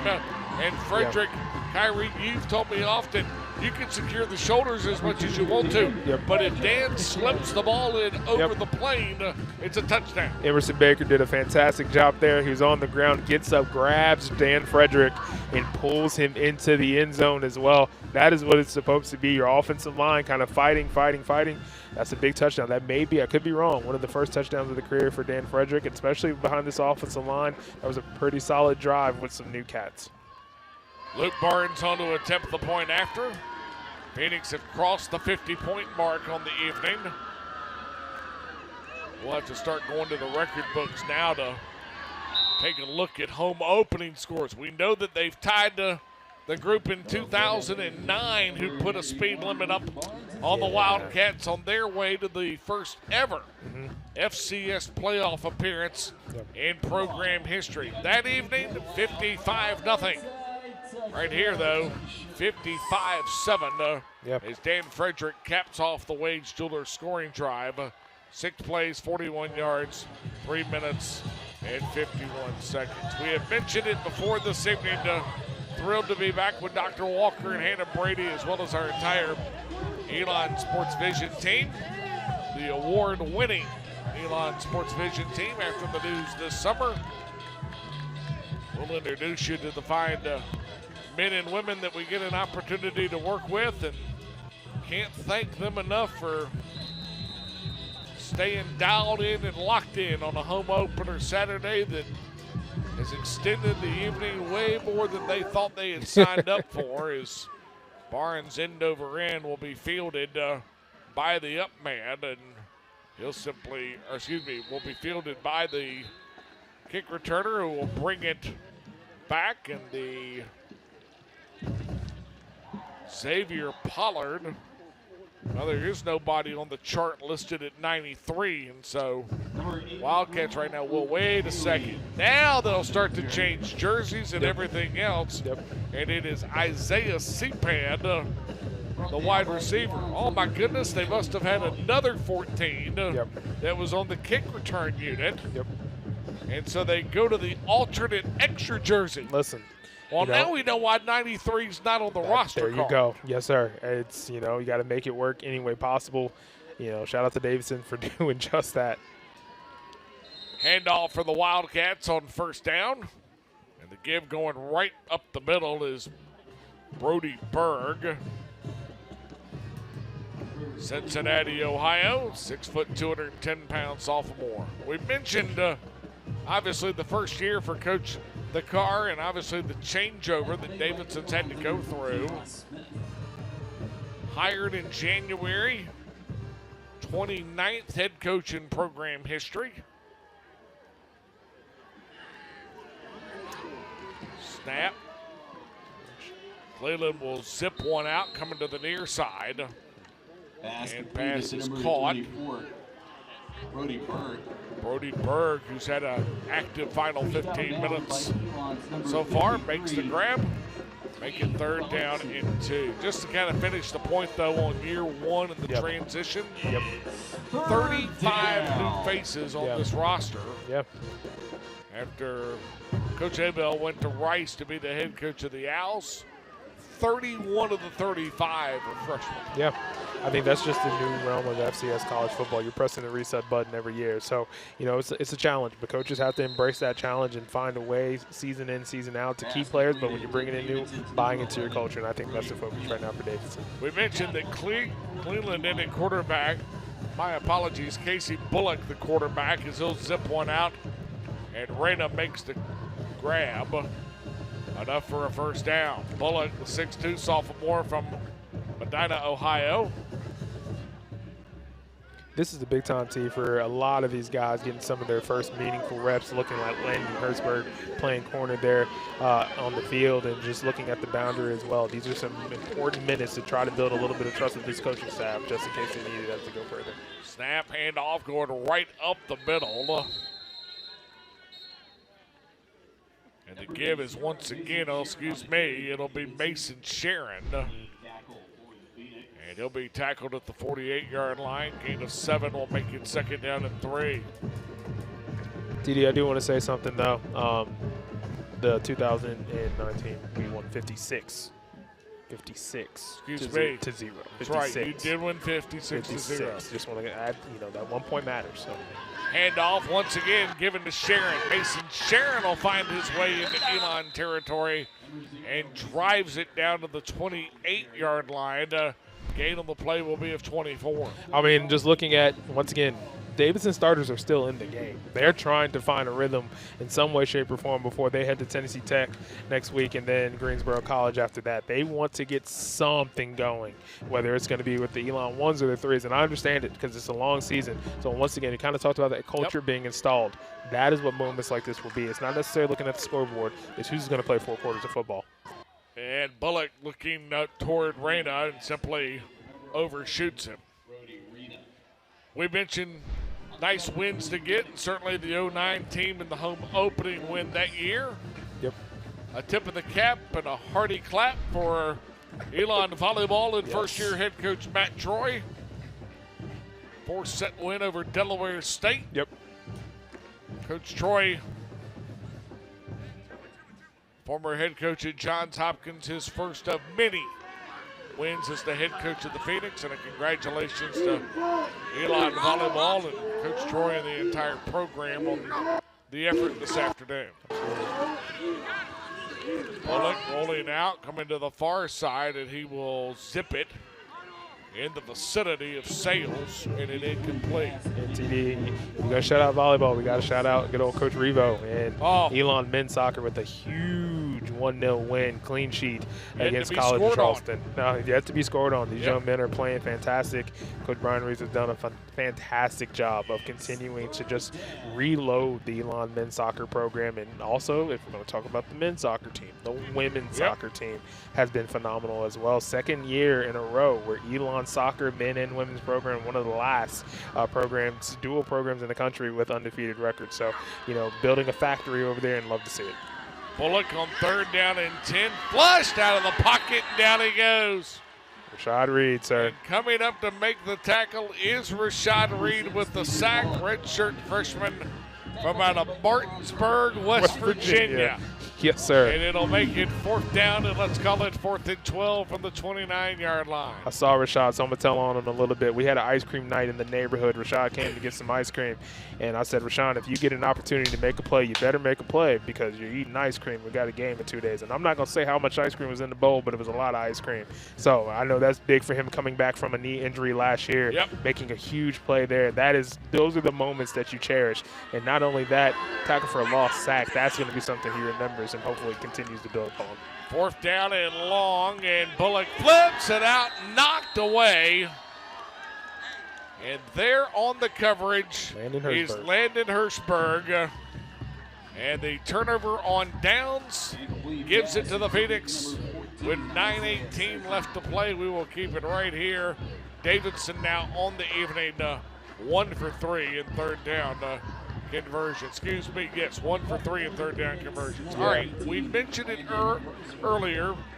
The crew of Hardy Souls that has joined us this evening with Elon Sports Vision, especially those that have not had the comforts of the control room from Charles Center or here in the broadcast booth that has been at least shielded by the elements in some regards, as Marco Lainez will simply bring it across the 30 and down to the 32-yard line. Hannah Brady's pulled extra duty this evening, working in the rain and the elements down on the Elon sideline. Yes, but thrilled to have Scott Katz with us as the director, Annie Tifo as the technical director, Mia Zebley, another outstanding turn on the graphic side, Franny Merlino, the scorebug operator, Harry Haber and Noah Feiner.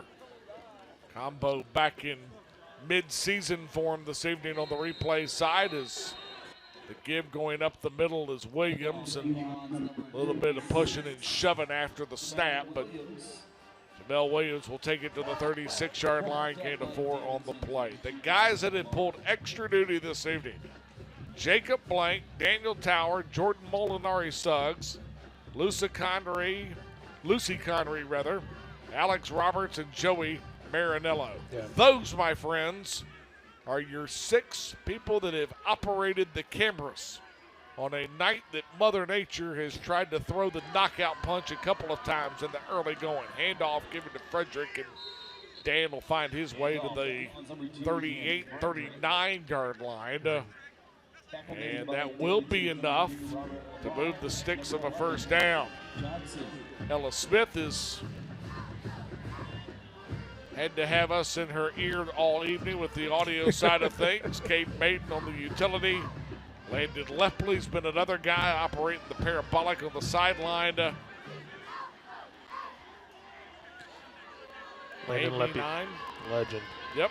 Elon 1010 with good old Dr. Walker. She's one of one.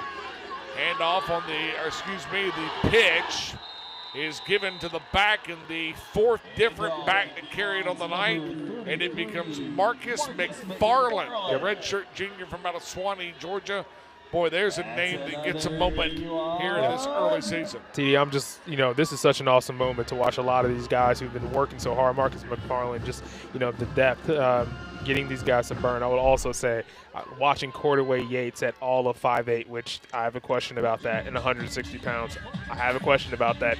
Getting dirty, getting in the face of the DBs. These guys have worked hard for this moment. So Elon being able to give them that, it means a lot. But then also they're going to make it happen. They're going to play as hard as they can and try to put some points on the board. Handoff once again given to McFarland, and Marcus finds his way inside Davidson territory a little bit deeper to the 39-yard line. Gain on the play will be of 10. Let's make it first down and 10. By the way, just to close our group this evening, Hyman M on the video engineering side. And, of course, we can't do any of this without the dynamic duo on the overall broadcast engineer side. Not quite sure how they handled the 2.5 to 3 hours plus of Mother Nature and rain and wind, but Quentin Brenner and John Spitznagel, another A-plus effort.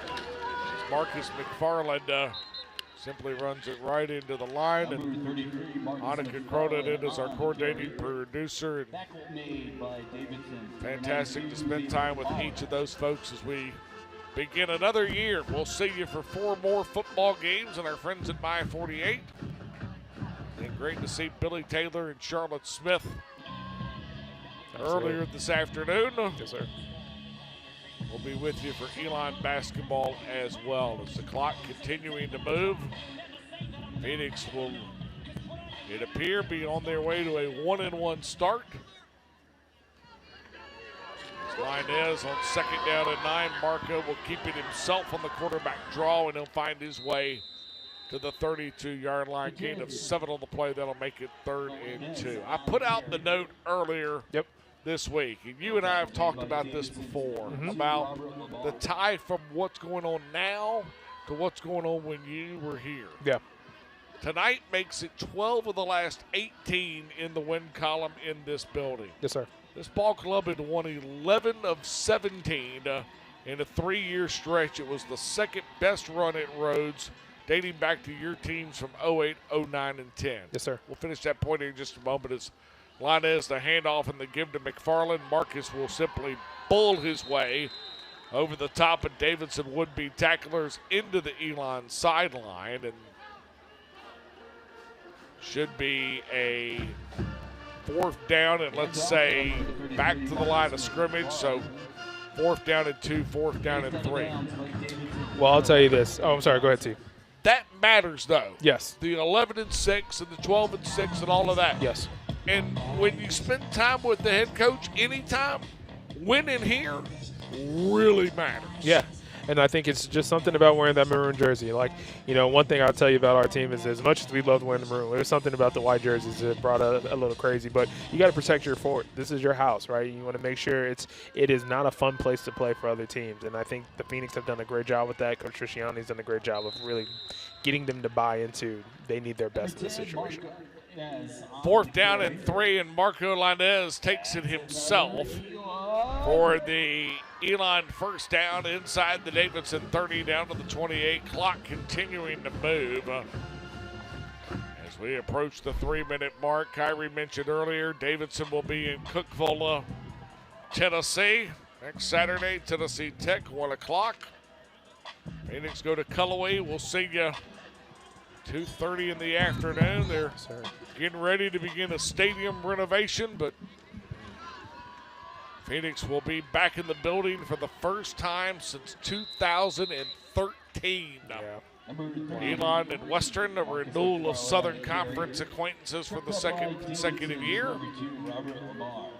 2:30 in the afternoon. Sun ought to be just on that turf. Oh, my goodness. The sun ought to be high in the sky and right in the vision of the press box and the visiting radio booth. It'll be we'll have us a big time next Saturday night. Yeah, first time we went to I've been going back to Cullowhee since we played there, and if I'm not mistaken, 2009 that season. And wasn't our great performance. I remember that one quite well. Defensive coordinator Jay Bateman had some strong words for us after that game. Linez bobbling the snap, and then Marco able to get it away. One of the moments that comes out of that win, though, is that was the ball game that Terrell Hudgens set the all-time mark. Yep. And so some fond memories in the building. Yep. The Catamounts, man. What a place. And it's just some great experiences there, some great moments there. But, you know, that can be a tricky place, especially with the band. If the crowd gets into it, especially after the first 2 weeks after that first game, you know, Western's going to go into it hungry, trying to end kind of like last year, right? You know, coming in to the game with Elon, they were struggling, and they left with a big win, and that kind of catapulted them. They're going to be looking for the same thing here. Handoff given to McFarland, and Marcus will find his way inside the 15 down to the 14-yard line. And a gain on the play of 10 when 6 would have done. It'll be enough to move the sticks, and it'll send us to the 2-minute timeout here in the second half. Back we come to Rhodes Stadium. Phoenix appear on their way to a 1-1 start to the campaign and a 12th win in the last 3+ years in this building. This is Elon Football on My 48, Elon Sports Station. Every sack is a sack.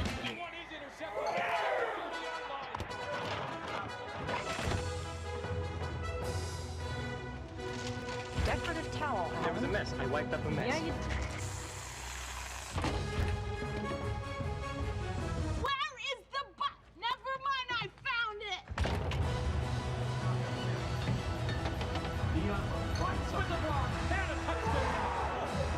Welcome back, football fans. We'll see you in the fridge.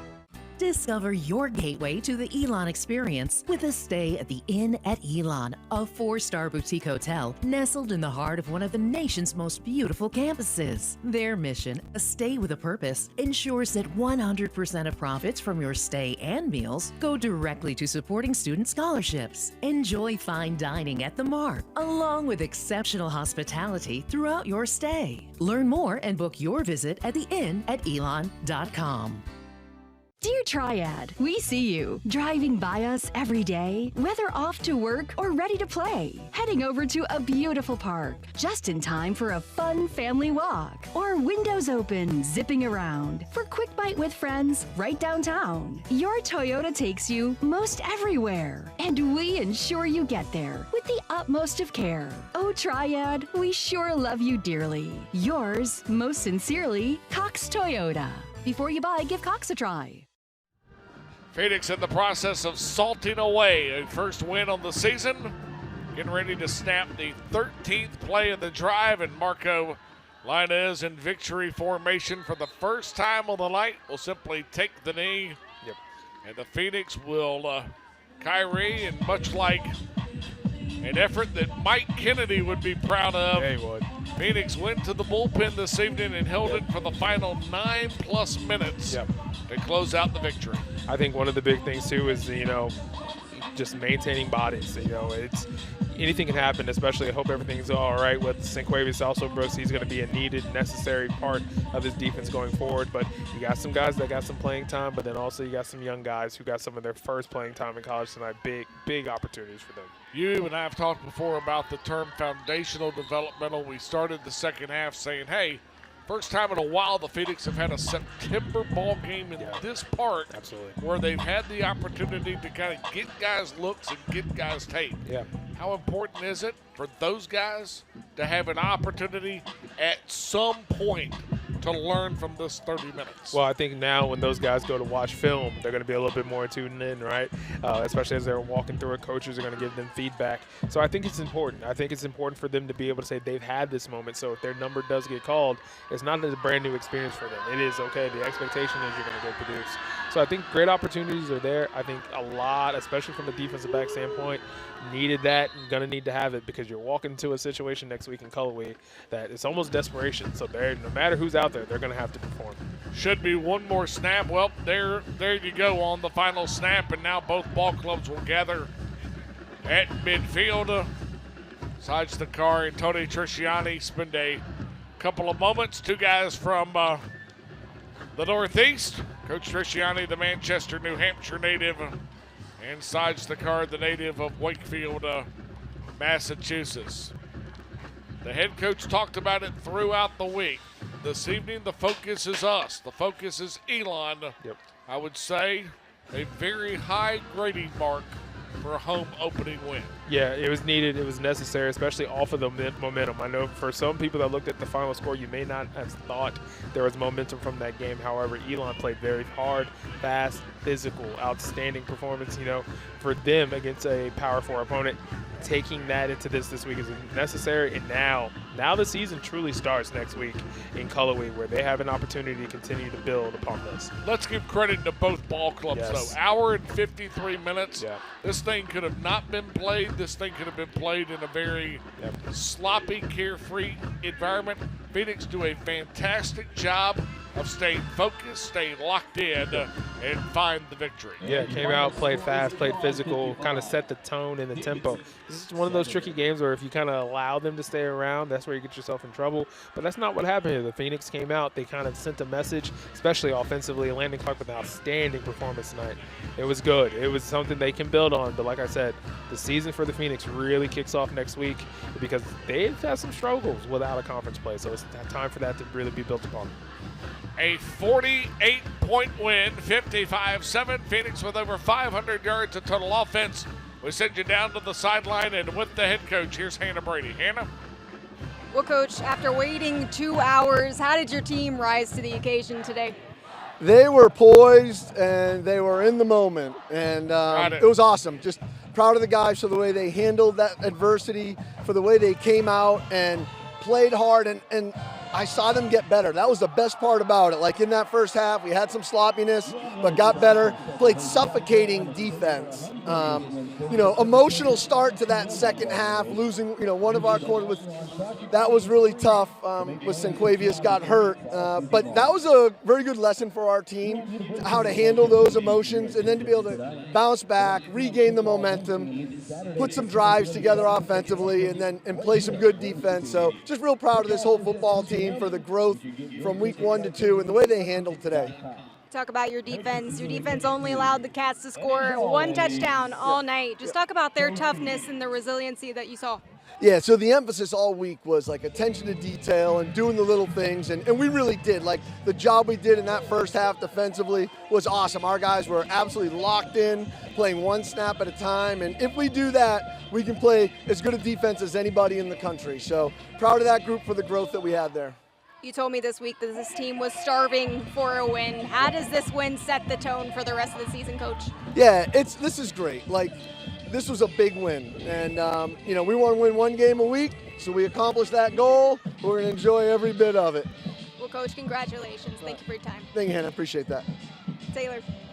Hannah, thanks so much. Kyrie, Phoenix with 4 guys who carry it 8 times or more in the ball game. 3 guys that have at least 4 catches or more in the ball game, highlighted by Williams, 9 totes for 79 and a touchdown, and Landon Bakey, 5 catches, 118 yards, and 2 scores. I mean, if you just look at the rushing, TD, Jamil Williams, 8.8 yards a carry. Dan Frederick, 6.4 yards a carry. TJ Thomas, 4.9. Landon Clark, 4.6. Marco Linez, 6.8. Marcus McFarland, 6.2. That is going to be something they need to go further, because if you can complement that with the passing opportunities, with potentially having Bakey on one side, Furman who's working his way back, looking at Zymir Winston, then getting a few guys back healthy, this is going to be an offense that will have everything at their disposal as they go forward. Phoenix do a fantastic job dropping the hammer late.